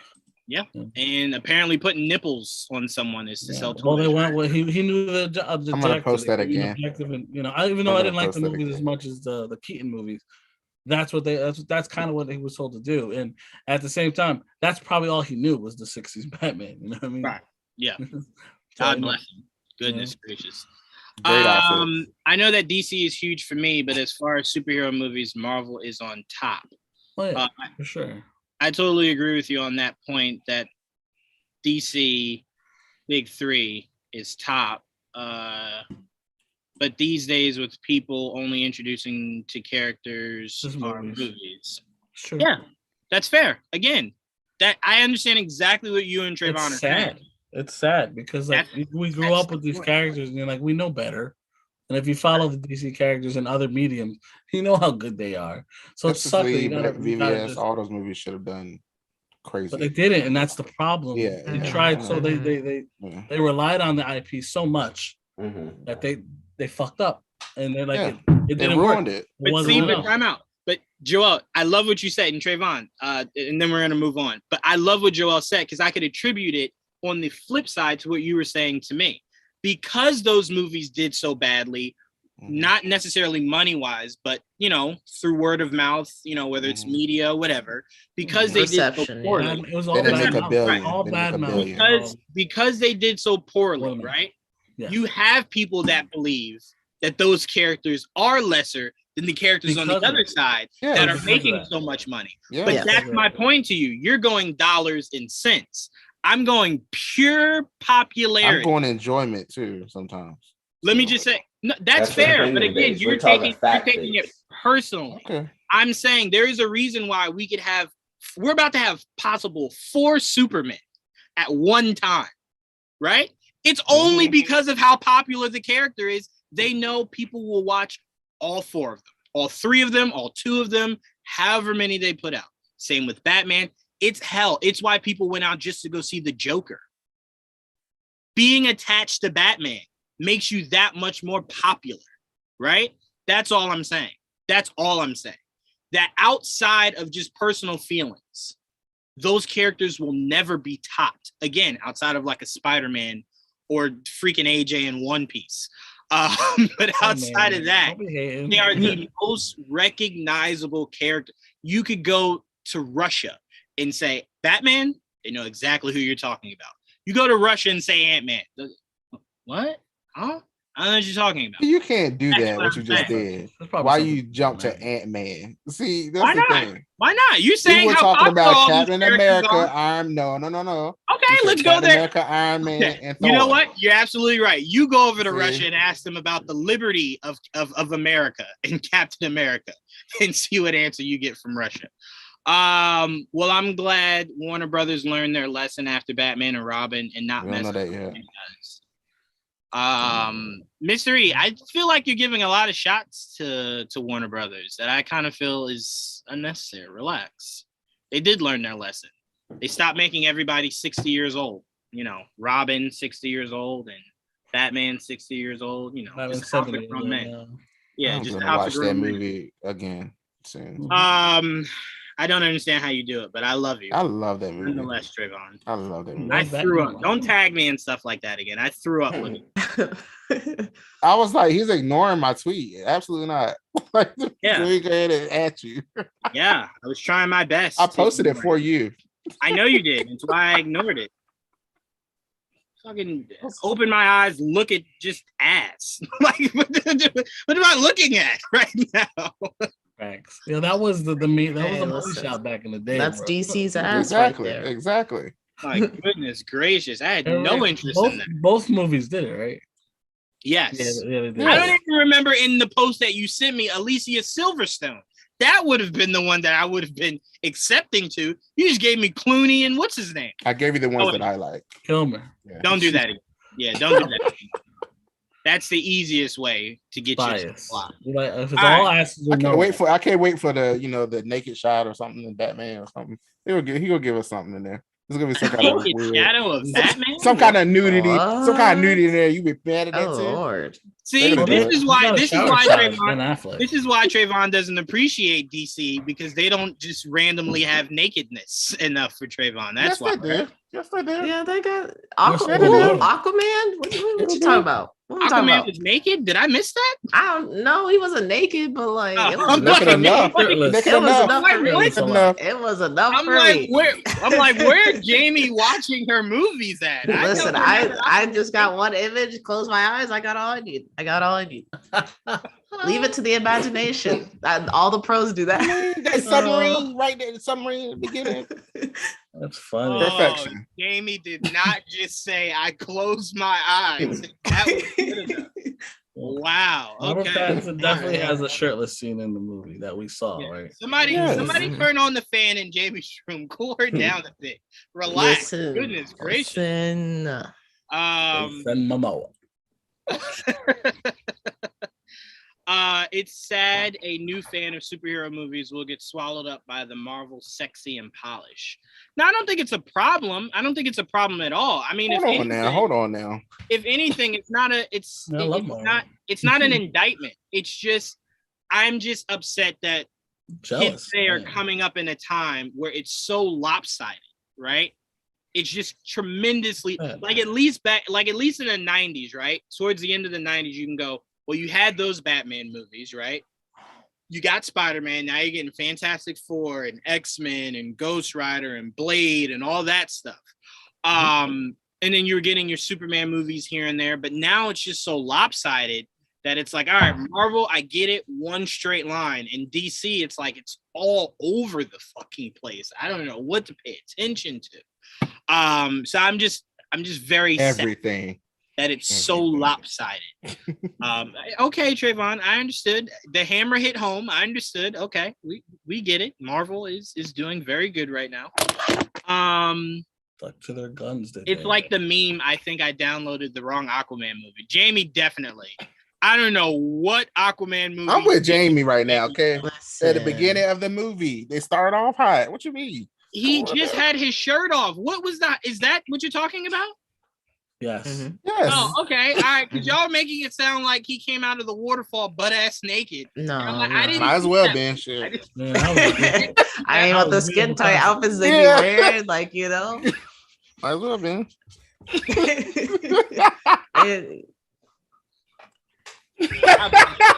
Listen, Look, I know it's the winter, but both y'all put y'all fans on and relax. Goodness Open gracious. a window, man. All right. listen, it's almost AJ hours, okay? Right? Okay, right. No, AJ, Right. AJ is. I'm quiet right now. I'm quiet. Right now, give me a couple hours. We'll see what happens. Yo, I swear AJ is the king of Twitter after dark. To where you're just like, bro, what? It is 5 a.m. What is wrong with And you? he is super thirsty. Goodness gracious. AJ, sleep Ooh, with the man. cup next to your bed so you're not He disturbed. wakes up with dry mouth. He's like, I gotta go. Goodness gracious. I just like and retweet things. I'm quiet over here. Y'all gotta bring me into this. Yeah, you're quiet because you have no leg to stand on right now. You can't judge nothing. We're just adopting behaviors from you, man. Adopt behaviors from you. AJ, relax. Learn from the best, Relax. right? 'Cause you're causing chaos on this show. Relax. All right, last thing before we get out of here. A sequel to Mortal Kombat has been announced with Moon Knight writer Jeremy Slater writing the script. I am very excited that they did not listen to a lot of people and just say, all right, this was not a success. We are moving on. I am very glad they listened to the Mortal Kombat fans that enjoyed the movie for what it was. It wasn't all that it could be, but it was something. Be better. Enough to where I wanted more. That's all I'm saying. Look, all the people that said negative things, I will never get over the fact that I'm watching whoever this guy is over Liu Kang being the focus. I'll never accept that.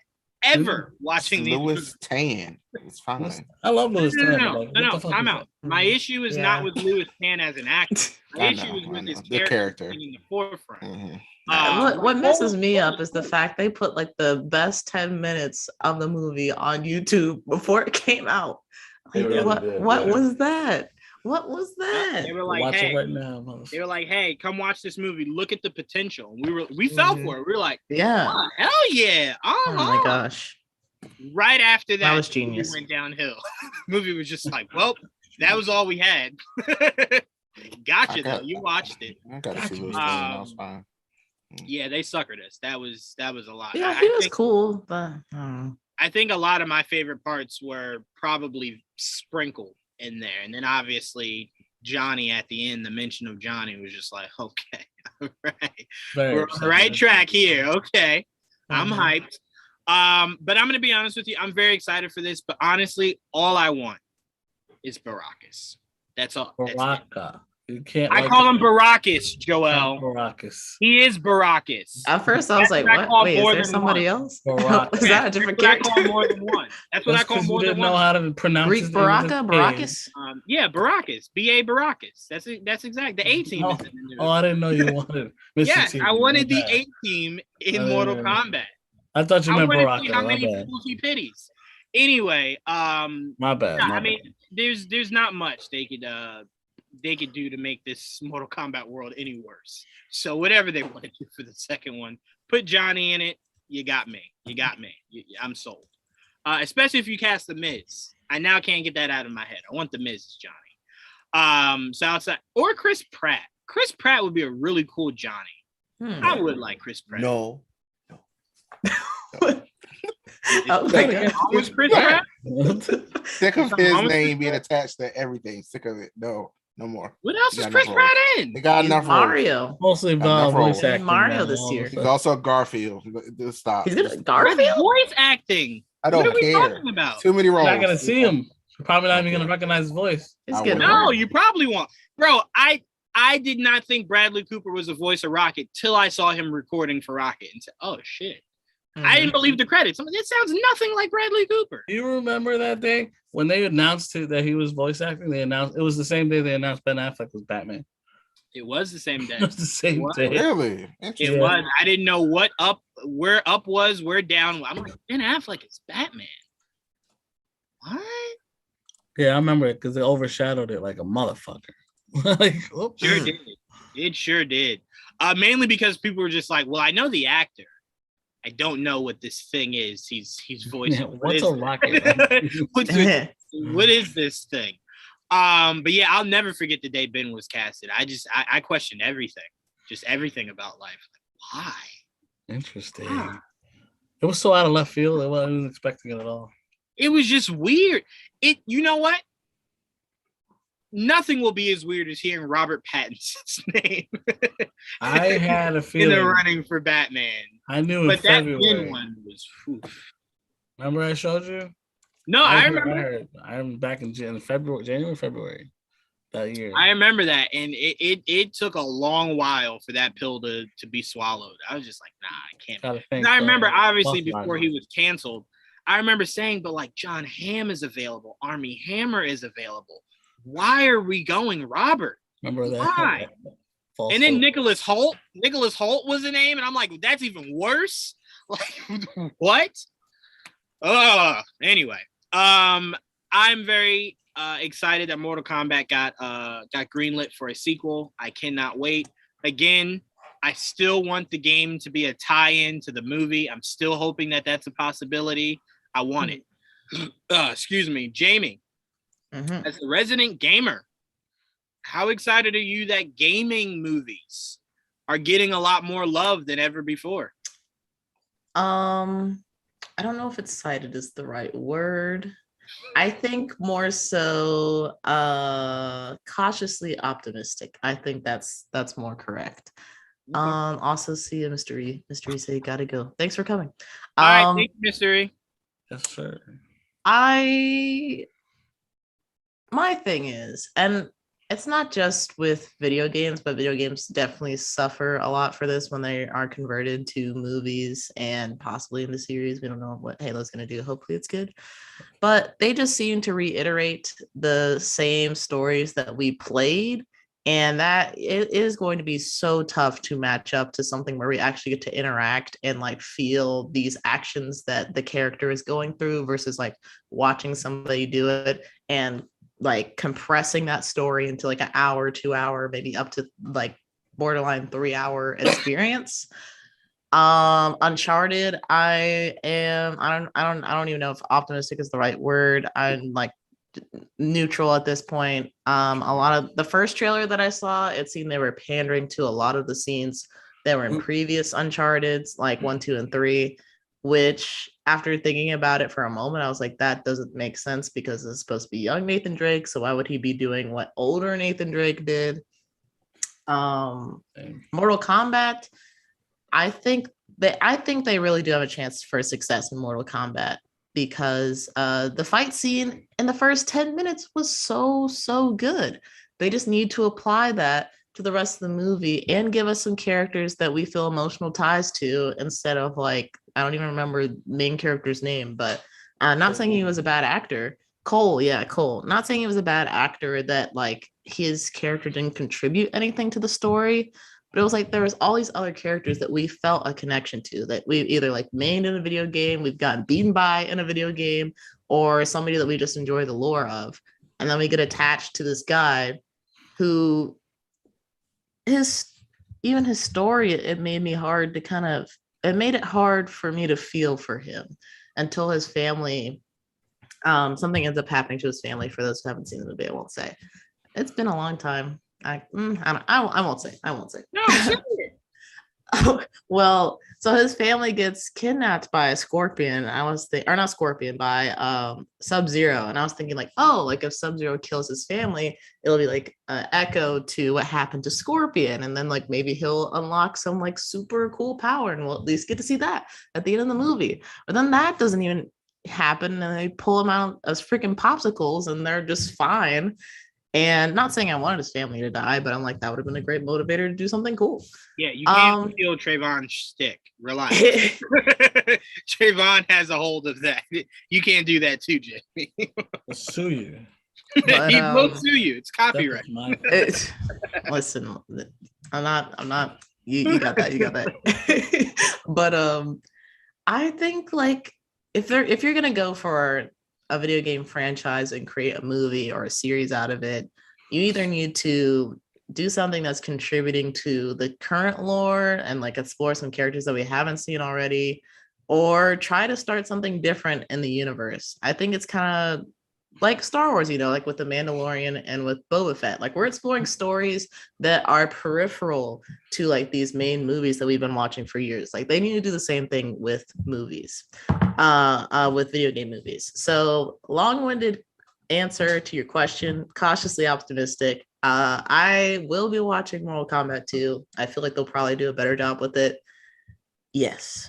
I hope they listen to us because even me, who enjoyed it for what it was a struggle to enjoy it for what it was.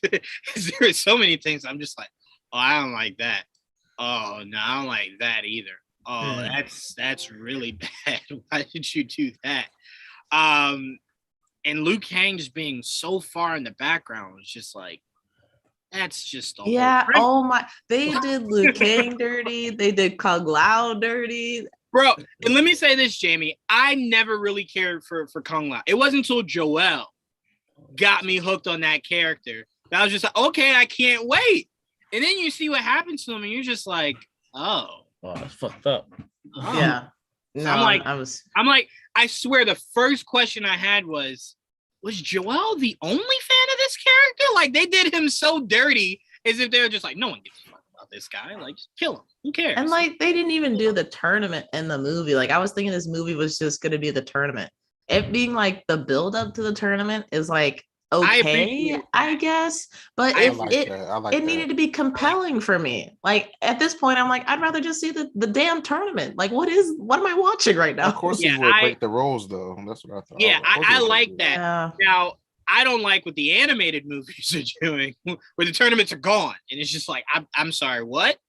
I don't like that, but I like a prequel to before the tournament. I don't mind that, seeing how you're getting ready for it. So I'm okay with that, because to me it's like you can't do a tournament 3 times. You know what I'm saying? So if this was ever meant to be a trilogy, this one not having a tournament and then your last 2 having a tournament, that evens out. But you having 3 full tournaments, like no thank you. No. Mini tournaments into the actual tournament, like Dragon Ball Z.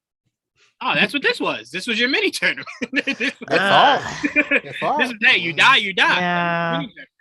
I don't know. Chunk soup. I'll have to rewatch it. I do want to rewatch it also. Yeah, I do want to kind of rewatch it. But AJ, you were actually saying this was the best movie of 2020. So are you excited to see it get a part 2? No. So you changed your mind on this being the best movie of 2020? I don't remember saying that at all, but I remember how passionate you were. You were just like, Oscars, move aside. Mortal that Kombat. movie was atrocious. I don't know what you're talking about. All right. I must be remembering it wrong. Yeah. I could have sworn you said that, though. You were very excited when you said it. I was trying to be optimistic with the movie, but no, it AJ, wasn't. I've Good. never seen you optimistic outside of anime. I've never seen it. Anime is the only time I've ever seen you optimistic. So AJ. not the Batman. We were literally just talking. Yeah, Batman. AJ, come on. We just said how much of a difference that is, though. That's the epitome of everything. That's different. What about everything else, AJ? Everything else I like. Mm-hmm. Name me any show, any movie. Falcon and the Winter Soldier. I liked it. I did like it. Damn lie, AJ. We I'm sat here and dead talked serious. about. I did like Falcon and Winter Soldier. God damn. I liked all the Marvel shows. Goddamn lie. You better not. I like Peacemaker. There you go. You don't like whatever show James Gunn's working on right now. Boom. Where's the optimism? What do you mean? I caught you. I got you, bitch. I got you. Like Batwoman. No, but I mean, look, if you didn't like it, I mean, like CW. Are you much of it? Yeah, AJ is never optimistic there. Goodness gracious. Wait, what CW? Yeah, you're right. Yeah, you would have thought CW stole his lunch money or something at some point in life. Fuck CW. But AJ, are you a big Mortal Kombat fan? Yeah, I used to play a whole bunch. You just didn't think the movie did a good job. I just didn't like the movie whatsoever.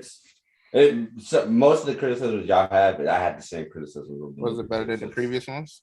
I don't believe that they're going to listen to the fans either, though. Hold on, I'm sorry, Trayvon. You just asked a crazy question. Previous ones? That means more than one. There was only one movie before this one that just came out. Okay, what are you talking well, about? previous one. Okay, all right, yeah. I'm like, what are you talking about? There was only one before this. What? Where'd you get the other one from? What's the other one? Okay, yeah, I didn't think so. There was only one. What are you talking about? Just saying anything. Goodness gracious. Do you hate everything? There was only one movie, and I like that one movie. What are we talking about? I thought the first one was really good. And then this one. This one was awesome. That's it. All right, so go ahead, finish, AJ. I didn't know what Trayvon was talking about. I got confused. What were you saying, AJ? I forgot. You distracted me. I forgot. Trayvon distracted me. I'm like, two? What? There's only been two. Period. The first one and then this one. Oh, I was basically saying that I have no hope for this next one. If they didn't do the first one, much like what God.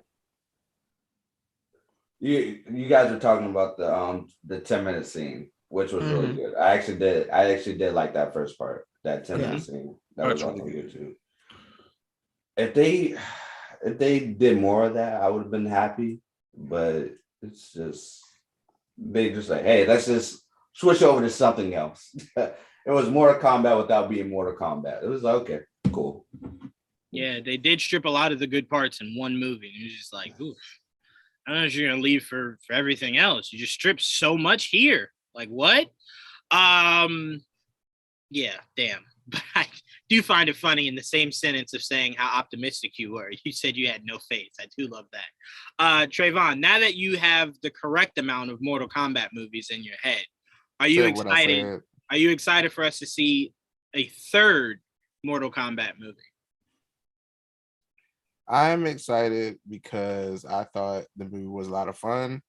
I am not a diehard Mortal Kombat fan or whatever, but I know the names are recognizable when you hear the names and stuff like that.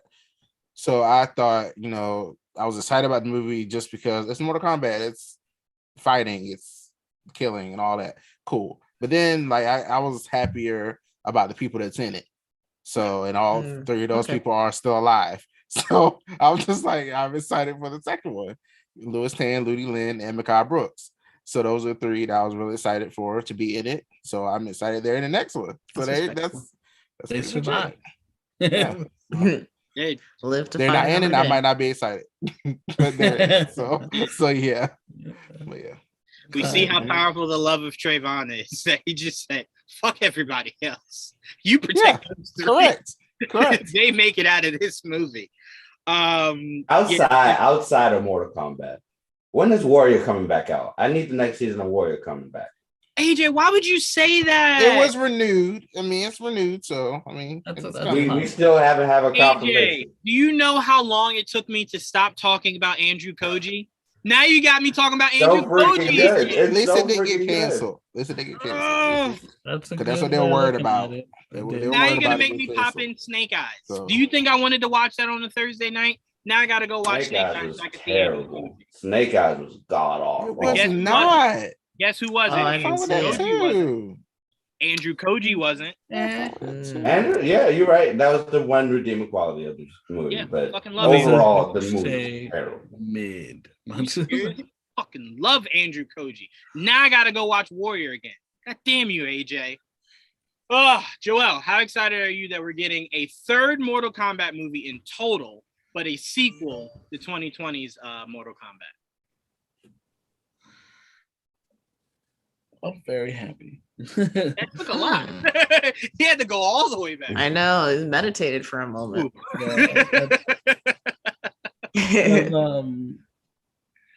If it didn't do, I mean, for some people it didn't do well, but you know how long it'd be before we see another Mortal Kombat movie? Like, I didn't think it was bad enough to never see it again. Yeah, I wanted to see more. I'm like, I thought it was redeemable. That's what I felt. It's almost like the X-Men movies. Like some of the X-Men movies are like, there's some of them weren't good, but I thought they were redeemable. You could fix them if you do it right. And I think that's how I feel about Mortal Kombat. Like, if you go in the right direction and do certain things a certain way, you can maybe do better with the sequel to Mortal Kombat than you did with the original. And I made some weird choices, and you know, it wasn't all good, but you know, I did enjoy it enough for I'm like, let's see. Because honestly, I thought Cole Young was going to be like the new main character of the Mortal Kombat games. And we didn't know that yet. I thought that was some type of inner marketing thing. But no, it didn't play out that way. So I was duped. But we'll see. Hopefully he is a playable character, so it's not weird that there's an original character. I'd be curious to see what they do, because his power was just like, what was his power? It was like armor. Getting armor. Yeah. Armor. So he became a scorpion, like an actual scorpion. He got the scorpion, like this hard shell. Right. Yeah. Right. Okay. Yeah. Which is an interesting concept. I will give them that. Like, instead of like, they didn't double on a scorpion and give him fire powers again. Right. So I wonder if he does eventually become Scorpion, though. That is a question. Because look, I'll tell you this: if I'm him and I'm reading the script and it's like, all right, you're a descendant of Scorpion, I'm thinking like, okay, they're gonna kill Scorpion and I'm the new Scorpion. Well, Scorpion's dead though. Exactly, he's dead. So if they kill off this dude, because he's a descendant of the original Scorpion, right?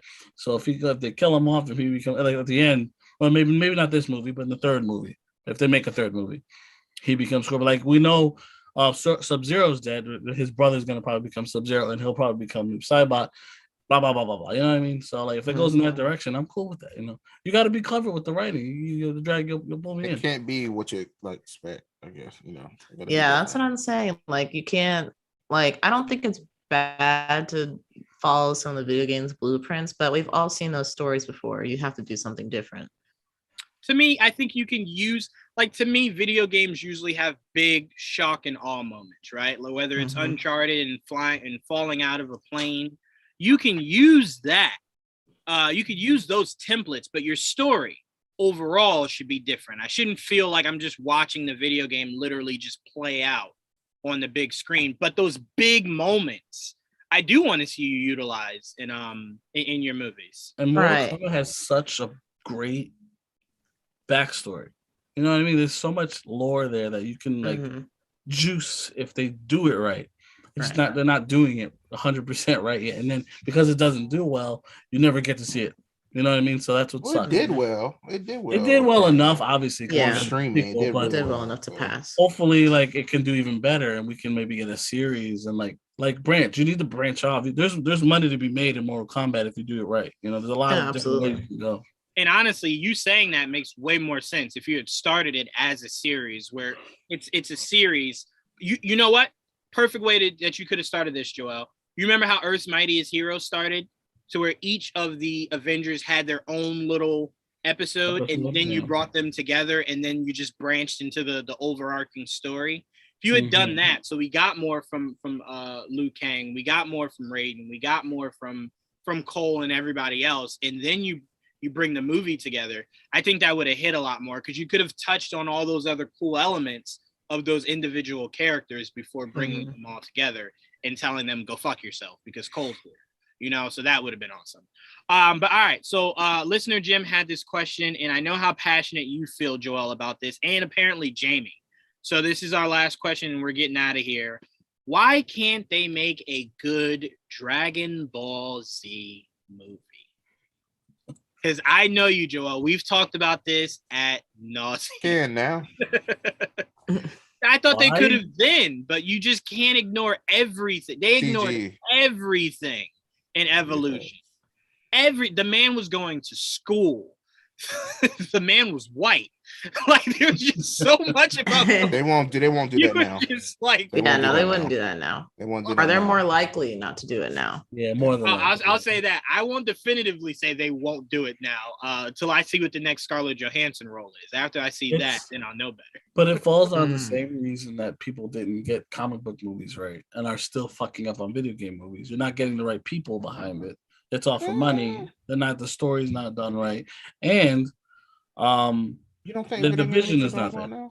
You don't think video game movies are? Well, some of them. Fucking up. I'm saying now, like what about now? Like yeah, like I like Sonic. Now it has a better track record than ever. Yeah, Sonic was good. Obviously, the Mortal Kombat movies are getting better. We'll see.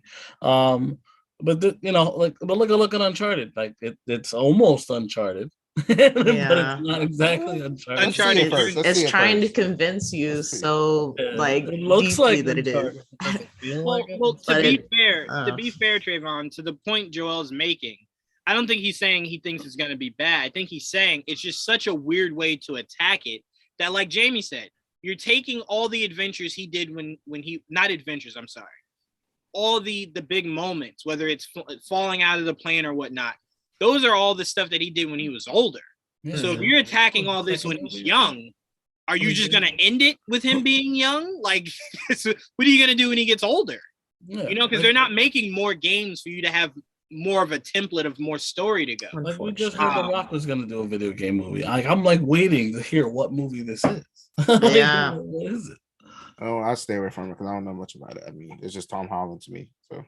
No, but I'm saying if you approach it that way, that's fine. That's completely fine. Look, National Treasure with I still sit here. That's technically what it is. But I still sit here, Trayvon, and I still go, Hitman was a great movie. I loved it. Apparently, everybody else, including the people who made that movie, hated that shit. I'll never forget Hitman. Assassin's Creed was awful. It was awful. Assassin's Creed was an insult to my intelligence. They made that movie as if the games never existed. Like they made the movie first and then the video games. So we had nothing to base it off of. And it's like, I'm sorry. You know, I've played years of Assassin's Creed before this movie. I know exactly what it should be. And this is horrible. Horrible. That movie shocked me just like Matrix did because I didn't know. It shocked you? Oh, so you never played Assassin's Creed? No.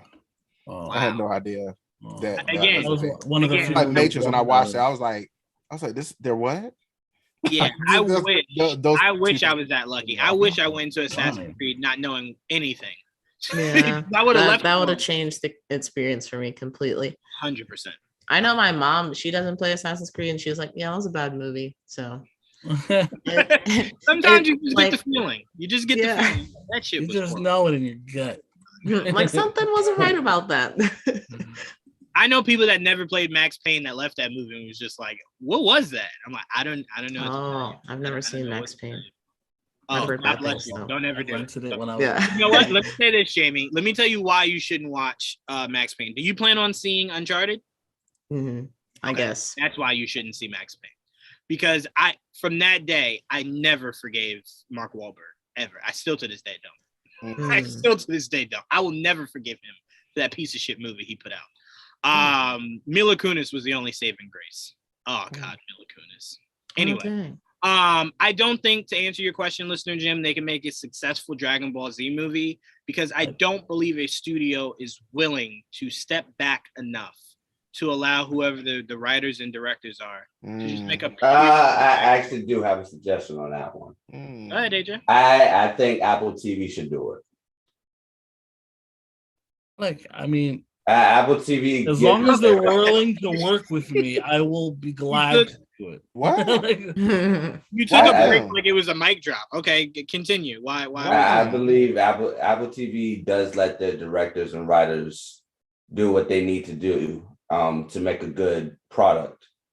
Have they done anything with VFX and CG? Huh? Have they done anything that has like? Oh, we're talking about a live action Dragon Ball Z movie. Yeah, I think that's what we're all talking about, right? Yeah. Okay. Yeah. Have they done anything like that? Have they Apple TV? I don't like all the stuff I've seen has been grounded. They haven't done anything. They haven't. Like that, the closest thing they've done to a large budget was the Tom Hanks movie. But some what was that called? Expensive. I mean, the stuff is all expensive. I don't remember what it was. VFX, CG. Right, I don't remember what it was called, but it was legit Wally. It looked. But the reason why I brought up Apple TV is because of the latest show, Dr. Brain, which is really good, and it's basically an adaptation of a webtoon manga, which is probably one of the best things on Apple TV. I actually like it even more than Dickinson's, and y'all know how much I love Dickinson's. So You do. I'll give it to Apple TV because I do believe that they give their creators enough freedom to do what they need to do. I feel like. No, I'm sorry. Go ahead, Jamie. I feel like the closest we could get to getting another Dragon Ball Z movie. I don't know if Apple TV would go for it. It doesn't seem like something that's like would fit into their current catalog. Although they could just do it on a whim, I guess. Netflix has been doing a lot of anime adaptations, although with little success. Amazon would try. Many not that my success. I'll tell you what, if you're in my opinion, if you're Netflix, because this is personally what I personally want from Dragon Ball Z, I gotta wait till I see what you do with One Piece and That's not oh yeah, that is coming out. Yeah. I gotta wait. That is doomed for disappointment, right there. I am still very excited. Wait, I what's can't, doomed? I can't help it. I love One Piece. The One Piece live action. Why is it doomed? It's way too much. Where is this at? This on Netflix? Netflix, yeah. I think like even with One Piece though, like they tried doing. I think they tried doing Bleach. They did Rurouni Kenshin actually really well. I actually that was a Japanese movie though that they brought on. It felt more like a play than anything. Look, it did, but I liked it. I know I'm the lone man, but I love Death Note. I loved their that shit was terrible. I loved it. I haven't seen it. I did watch like a video essay on it, and they were saying like I like the idea. It was more of a different take, I guess. It was Americanized, basically. Right, Yeah, very it much was so. not good. Very It much was so. not. I liked it, but the reason why I took it, I took it as an Americanized version of Death Note. Right, but it wasn't Evolution's Americanized version of something. No. It was way better. It wasn't that bad. But the reason why I'm waiting until Avatar, Jamie, is because I personally, if we're gonna do Dragon Ball Z, especially Netflix, I know many people don't. I want you to start off with Dragon Ball. I want you because that limits the amount of things you can get wrong, right? Well, and it's just pure action. It's just pure martial arts. Right. I just see, but like I don't know if Dragon Ball is popular enough for Netflix to be like, yeah, I think we should go with Dragon Ball. Like I feel like they would just jump right to Z. You're not wrong, but to jump right to Z, there's so many things you have to get right with Dragon Ball. Way too much. Like AJ said, it's legit just one massive martial arts tournament, right? Yeah. So he gets to King. The end of it is. But no, most of it is just him training with Master Roshi and Krillin. Yeah, and fighting the Red Ribbon Army and all that. I loved all that. But that's more down to earth than what. That's what I'm saying. It's cheaper, much cheaper to do. It's fewer things to get wrong. So I think if you start there and that's really received well, you gradually work your way right to Dragon Ball. Because that's exactly what the books did. It did Dragon Ball for a while, and then it went right to Dragon Ball Z, right? But DBZ just became so much more popular. No. I agree. And if they start with Dragon Ball Z, that's fine. I'm just saying, if you're Netflix, who has been very shaky with a lot of their anime content, Yes. As far as live action, Yeah, not live action, yeah. animation. Mhm. Even though I did enjoy their Cowboy Bebop as well. And I know a lot of You people love Cowboy Bebop. Ooh. I hate it. I thought it was love this. interesting. AJ, where is all this optimism you were speaking of? I've Look, heard I hated look, it 5 times. in Cowboy Bebop, the CG was really well done. I love the CG. It was. The whole thing was beautiful. Everything else, it just didn't work. It was. I like, Gotta be better. after a certain point, I feel like Okay. they were just kind of doing their own iteration of Cowboy Bebop, which is For what? not what people were expecting. Which I think that's where like the main issue well, not the main issue, but It's one of the biggest issues. I think that's what's hard on anime in general. So imagine that was a short series compared to like DVC or They're One Yeah, that's planning why I more. said One Piece. They're is going really, to really compress it, good. and you have to go in knowing they're gonna Right, cut they're a gonna lot of compress shit. it. They Yeah. are. They have to. They Right. can't. There's not. They don't have time for 1,000 episodes. They gotta get you Right. 10. So You know what I mean? That's why I said if you're starting off with Dragon Ball Z, I am very curious. Do you start from the beginning or do you start with the more popular? I would do like you to go see right Dragon into Ball. Frieza? Do you That'd be go cool. right into Frieza? Because I'm like giving us a With series the of. movie, I start with the Saiyan saga. That's how I would start. I'm intrigued because that is the least popular of all the Dragon Ball Yo, Z. fuck, it's gonna be popular once I'm done with it. So it's But Dragon Ball could be that. But go ahead. What are you saying, Trayvon? I was trying to figure out like who like owns the rights to it here. Apparently it's Fox, which means Disney would have it now. So I wonder what they would do with it. I mean, I don't know. I don't think they're going to touch it. we know this. We know Disney's not really interested in it because it's just on Hulu. That's where they put all the other shit. The stuff that can't fit in storage, they put in Hulu. I'm just saying, so like Netflix or whatever problem. Oh no, I know what you're saying. No, I know what you're saying. A deal can always be worked out. I mean, it's something that if you're Disney, I highly doubt you value at an extreme height. So if Netflix came to you with the right offer, I think if you're Disney, if that is who it's owned by, they would sign it off. I have to believe that. I think they would probably go right to Toei to try and get something like a Dragon Ball Z project off the ground instead of going to Disney. But that would most likely be just straight animation, not live action. Right. Yeah, I think Fox has the rights. I think right here or whatever. So Disney has it now. So they would have to go through. They would have to go through. Listener Jim says he would do the same. He would start off with Dragon Ball and then continue the story. Like I said, I'm only basing it off of the fact that not because I think it's popular or anything. It's just it really gives you so much more freedom. I don't think you can do DBZ as a series. Live action. You can't. There's no budget. I like you can never do it the right way. But see, Eternal's ability. Not on Netflix, at least. You're saying budgetary, and I'm saying that lends even more to why I said. But no. But I'm not saying like Dragon Ball as a series, a live action series is fine. I'm talking about DBZ, straight up DBZ. People want to see DBZ, motherfucker. No one wants to see Dragon Ball live action. I would watch it, but I'm saying no one's pining for it. People want to see No. Dragon Ball. I don't think anyone's pining for live action. Not many people watch Dragon Ball. They always go straight to Dragon Ball Z. I love Dragon Ball, but start with a series Dragon of Dragon Ball Z then. fans want Dragon Ball Z. You know what I mean? You could do that, Trayvon. You could lead with that series and then just do the DBZ as a movie. Right. I like that. That's a good idea. It's gonna go from Dragon Ball Z, make it a movie. Like I said, that's just your safest way to gauge your return profits, right? So you started with that because it's Goku. You know what I'm saying? It doesn't matter how small he is or how young. It's Goku. They know the name Goku, right? Mm-hmm. So there won't be any confusion there. They know all these characters already. So it's just refamiliarizing people with these characters, the arc, and then it leads you right into the Saiyan saga, right? It obviously shows you it's so many years later. You go into it, so when he interacts with Piccolo, you know what that is. You don't have to get flashbacks. I think it just makes things a lot easier, and they can get a better gauge on their return value for where the popularity is with doing this in live action, rather than just doing it and you don't do it necessarily as well as people want it to. And now it's like, fuck, well, where do we go from here? Rather than you do this, if it doesn't work, you can just popularize the live action of DBZ. I think the scariest part is just like casting. Like they don't get that right. That's hard. that has to be right. Like casting and hairstyle. Off start. Mhm. Like, Casting and hairstyle, because I tell you this, I will not under any circumstance take any other design for Goku's hair. Goku's hair looks like. I have an idea for all the hair, but that's just, I think it's doable, you know. And then obviously that's why we use CGI. You know what I mean? It's very doable because I tell you, I won't compromise on that.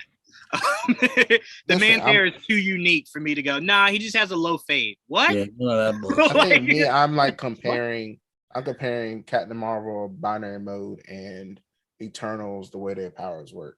Like I'm just thinking that's a CGI. Oh, you're thinking Super Saiyan. I'm thinking just regular. I'm thinking all the powers. It's even crazier. Ability, just their energy blast and just all the. I mean, look, Trayvon, I'm thinking something as simple as they could do it. Yeah. I'm thinking something as simple as how you have to perfect when they first go into air and start very quickly fighting each other. Yeah. You know, when you hear the whoosh, whoosh, whoosh. Yeah, I want to visually see that too. That has the pop. You know what I'm saying?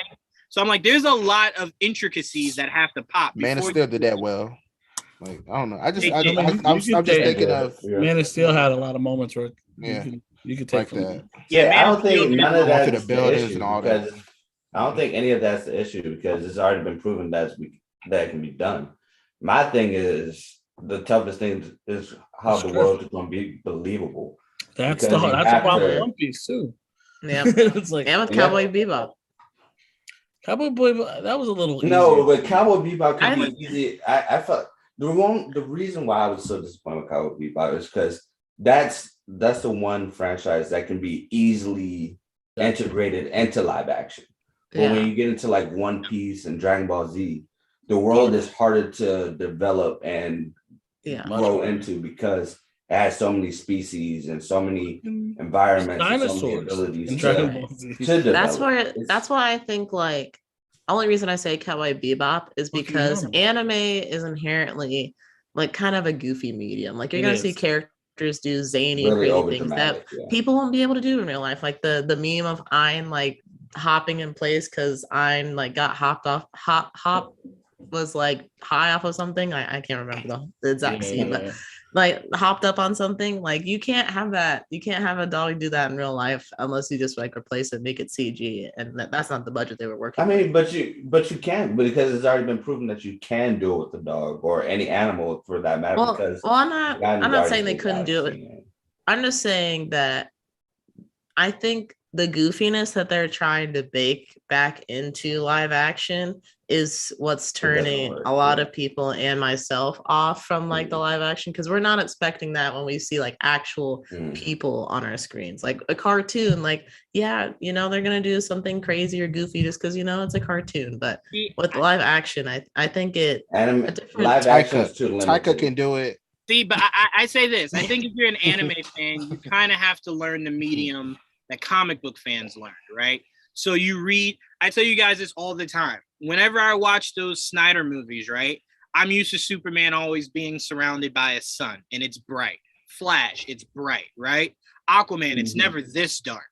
And then when you watch these movies aren't necessarily bad, but it's just visually so much different and tone-wise than their comic counterparts. So you kind of have to tell yourself going in, it's not going to be that much like what I'm used to reading every day.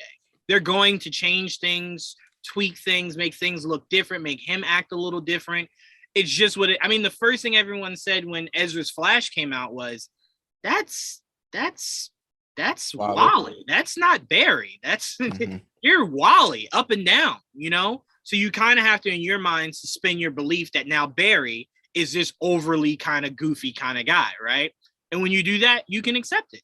So to me, I think some of the changes that Cowboy Bebop did, it was different. Did it need to be? No. But it did not take away from how well I thought that show was written and executed by everybody. Sure, there were a few times where it felt very, very jive turkey sucker-ish, but overall, that was the point. I liked it. I really did enjoy it, and especially that surprise at the end where I was just like, hell yeah! We got it. I loved it. I was pining for season 2. Oh my gosh! I loved it so I much. screamed when I heard and I saw screamed that. too. Mine was happy though. I was like, yeah. Finally, I wish I we was got waiting. more of it. Yeah, so they can like at least grow on me. But Right. Yeah, it's like hard to pull that character off. But Very. If you remember the cartoon, that character is oof. It's a lot. It's a lot. But I think ultimately we're all saying it's doable. It just has to be, it can't go through many different hands. It has to be if your writer goes, hey, we spoke with the originators of DBZ, the people that are very passionate. This is the script we constructed. The director and the studio have to just go, okay, let's do it. And then we'll do some test screenings. It needs to be a passion project. It does. Yes. But even then, I think it doesn't matter who does the live action anime. They're always gonna hate it. They're gonna, because it's not anime. It's a live action. Yeah. It's gonna be like, I really love the Rurouni Kenshin movies. Mm-hmm. But that's easy easier to do. Yeah. Compared to a lot of other ones. Right. And I'm surprised they haven't done Yu Yu Hakusho yet. I'm like, they are doing Yu Yu Hakusho, and it's Netflix. No fucking way. Netflix is gonna do Yu Yu Hakusho. That's next. That'll be interesting. I did this forever. It just would just randomly. They're done. It's just, but again, you know how they're gonna do it. That definitely took place mostly in Japan. It can be done because to me that's a little bit easier to do than One Piece. Which I look, I am so excited, but I am not like, I'm prepared to be disappointed, but I'm also very excited for them because I do imagine them in live action a lot, and like the actors look good in my opinion. With One Piece, especially since it's going to be dealing with the beginning of everything, it's just I don't know how they can just do that perfectly because they're not going to do it perfectly. It's too. I shouldn't say perfect. I should say at least decent. I would say decent. Acceptable. It's just there's so many comedic elements that's so weird at the beginning of One Piece that it's hard. It doesn't. It's so hard. There's some of the characters are weird. You know what? The characters are like giant. You know what? The best thing for you, I think, would be heading into this series is assume it's going to be a 3, right?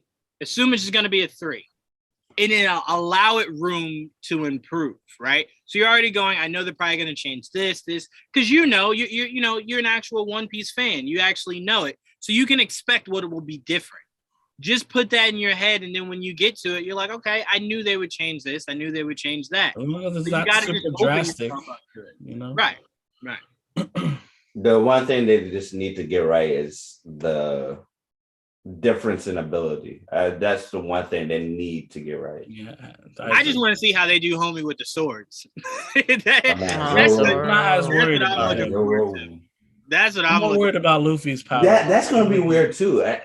3 sword style doesn't work. That's what I'm saying. That's what I want. They're going to have to change that. No, but the reason I'm not concerned about Luffy is I find it very hard to believe you fuck up the main character, right? And my problem is we've seen what it looks like bad. We've seen the bad version of stretchy characters. That is very true. And I'm worried, like, oh, don't do that, you know? But we've learned with Netflix, they'll focus very hard on your main character, and they will definitely take step backs on the side characters. But like they're doing, let's say, the first arc, they don't do a lot of crazy shit aside from maybe Luffy because his stretchy powers are just crazy.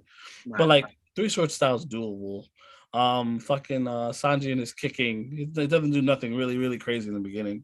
Usopp. Well, Sanji's style is actually real in real life anyway. Right. So like it's adaptable. You know what I mean? Until later when he starts running on air and shit. You know, I'm gonna go. Expect me to go full crazy when that trailer drops and I see that sword in his mouth. I'm gonna flip the fuck out, bro. I'm gonna be so. Zoro's the man. I've been telling you Zoro's the man for a long time, bro. Yeah, I'm with you. Fucking love him. Don't really watch the show, but from what I have seen, I fucking love that character. That's for sure. Really wish Netflix didn't fuck up Full Metal Alchemist because that is a show that should be done. It's just so easy to do. I don't understand how you mess it up. They did that too. I think did I watch all of them? No, I didn't. Yeah, I didn't. I didn't watch Bleach because I refuse to let anything tarnish Bleach for me. So I didn't watch Bleach. I'm so happy it's coming back. I'm so happy. I'm trying to catch up. I think I just finished with like the Bount arc. Bount. It was rough. It was rough. So I'm looking forward to That what's was next. probably the weakest arc, right? I would have said. Yeah. maybe. That was a week. Yeah. Hey, Trayvon, I'll tell you this right now. Knowing how you feel about the Flash, I don't know if Bleach is for you because you know how you hate them taking Barry's speed away all the time. I swear to God, they look to take Ichigo's powers any chance they get. Ichigo just wakes up. Hey, so I got your spirit energy, and you got to kind of figure out how to survive without it. And it's like, why? Like, why did you take it? Almost every arc. But all right, guys, that's all we got for you. I want to thank listener Jim. I want to thank Crayon Dude. I want to thank Mr. E. Let me go all the way through to thank everybody. Someone named Swiper. Thank you, Swiper. No swipies. No, damn, you beat me to I'm sorry. Old school bully. Thank you for you writing your letter to DC. I still don't know what the letter was about, but thank you. Just Your Average Joe. Thank you very much. Make sure you guys check him out on YouTube. Thank you guys very much for all your comments and questions. We appreciate it. We had a great pod. Excuse me. You guys made this very, very, very entertaining. And I want to thank my panelists. I want to thank Trayvon, Jamie, AJ. That's good marketing right there. These are cool. These posters. I just retweeted it. You can check it out. Okay. Those are good posters. Check it out on my Twitter profile. Yeah. You know, it's so crazy. When I scroll through my Twitter, it's legit either GVN, Joel, AJ, or Jamie. And wait, and then here's when I know it's Trayvon. Everything is Nicki Minaj. Like, I'm about to say, do you have me muted? no, Wait a minute. I'm about to mute all of you because when I scroll through, I'm like, none of this is what I'm looking for because it's whatever Jamie retweeted, whatever Listen, AJ. I retweet relevant things. I'm not saying none of you don't. I'm saying what is interesting to you is when I tell you Haley Steinfeld is all I see. It's that woman. Wait, I haven't been posting anything. That is I haven't been That's posting that true. much Right about now it. it's Batman. Right now it's Batman. Yeah. He's switched. Yeah. Goodness The Batman. He gracious. did It's kind of have Batman a for break now. and did post Haley Steinfeld like a couple nights ago in the middle of the night. But after that it was Batman again. I mean, I hate to Gracious, tell you. I man. mean, the Nikki stuff is gonna keep coming. She just announced a single. I'm not so asking. Look, It's, I'm it's not about to asking. be. I'm Stan not is back. asking The y'all Stan to is back. I'm So, not asking y'all to stop any of what you're doing. I'm just telling you, it's why a mute's coming. it's why a mute's coming. But stay tuned, guys. I plan to do a trailer reaction to Halo's official trailer dropping this Sunday.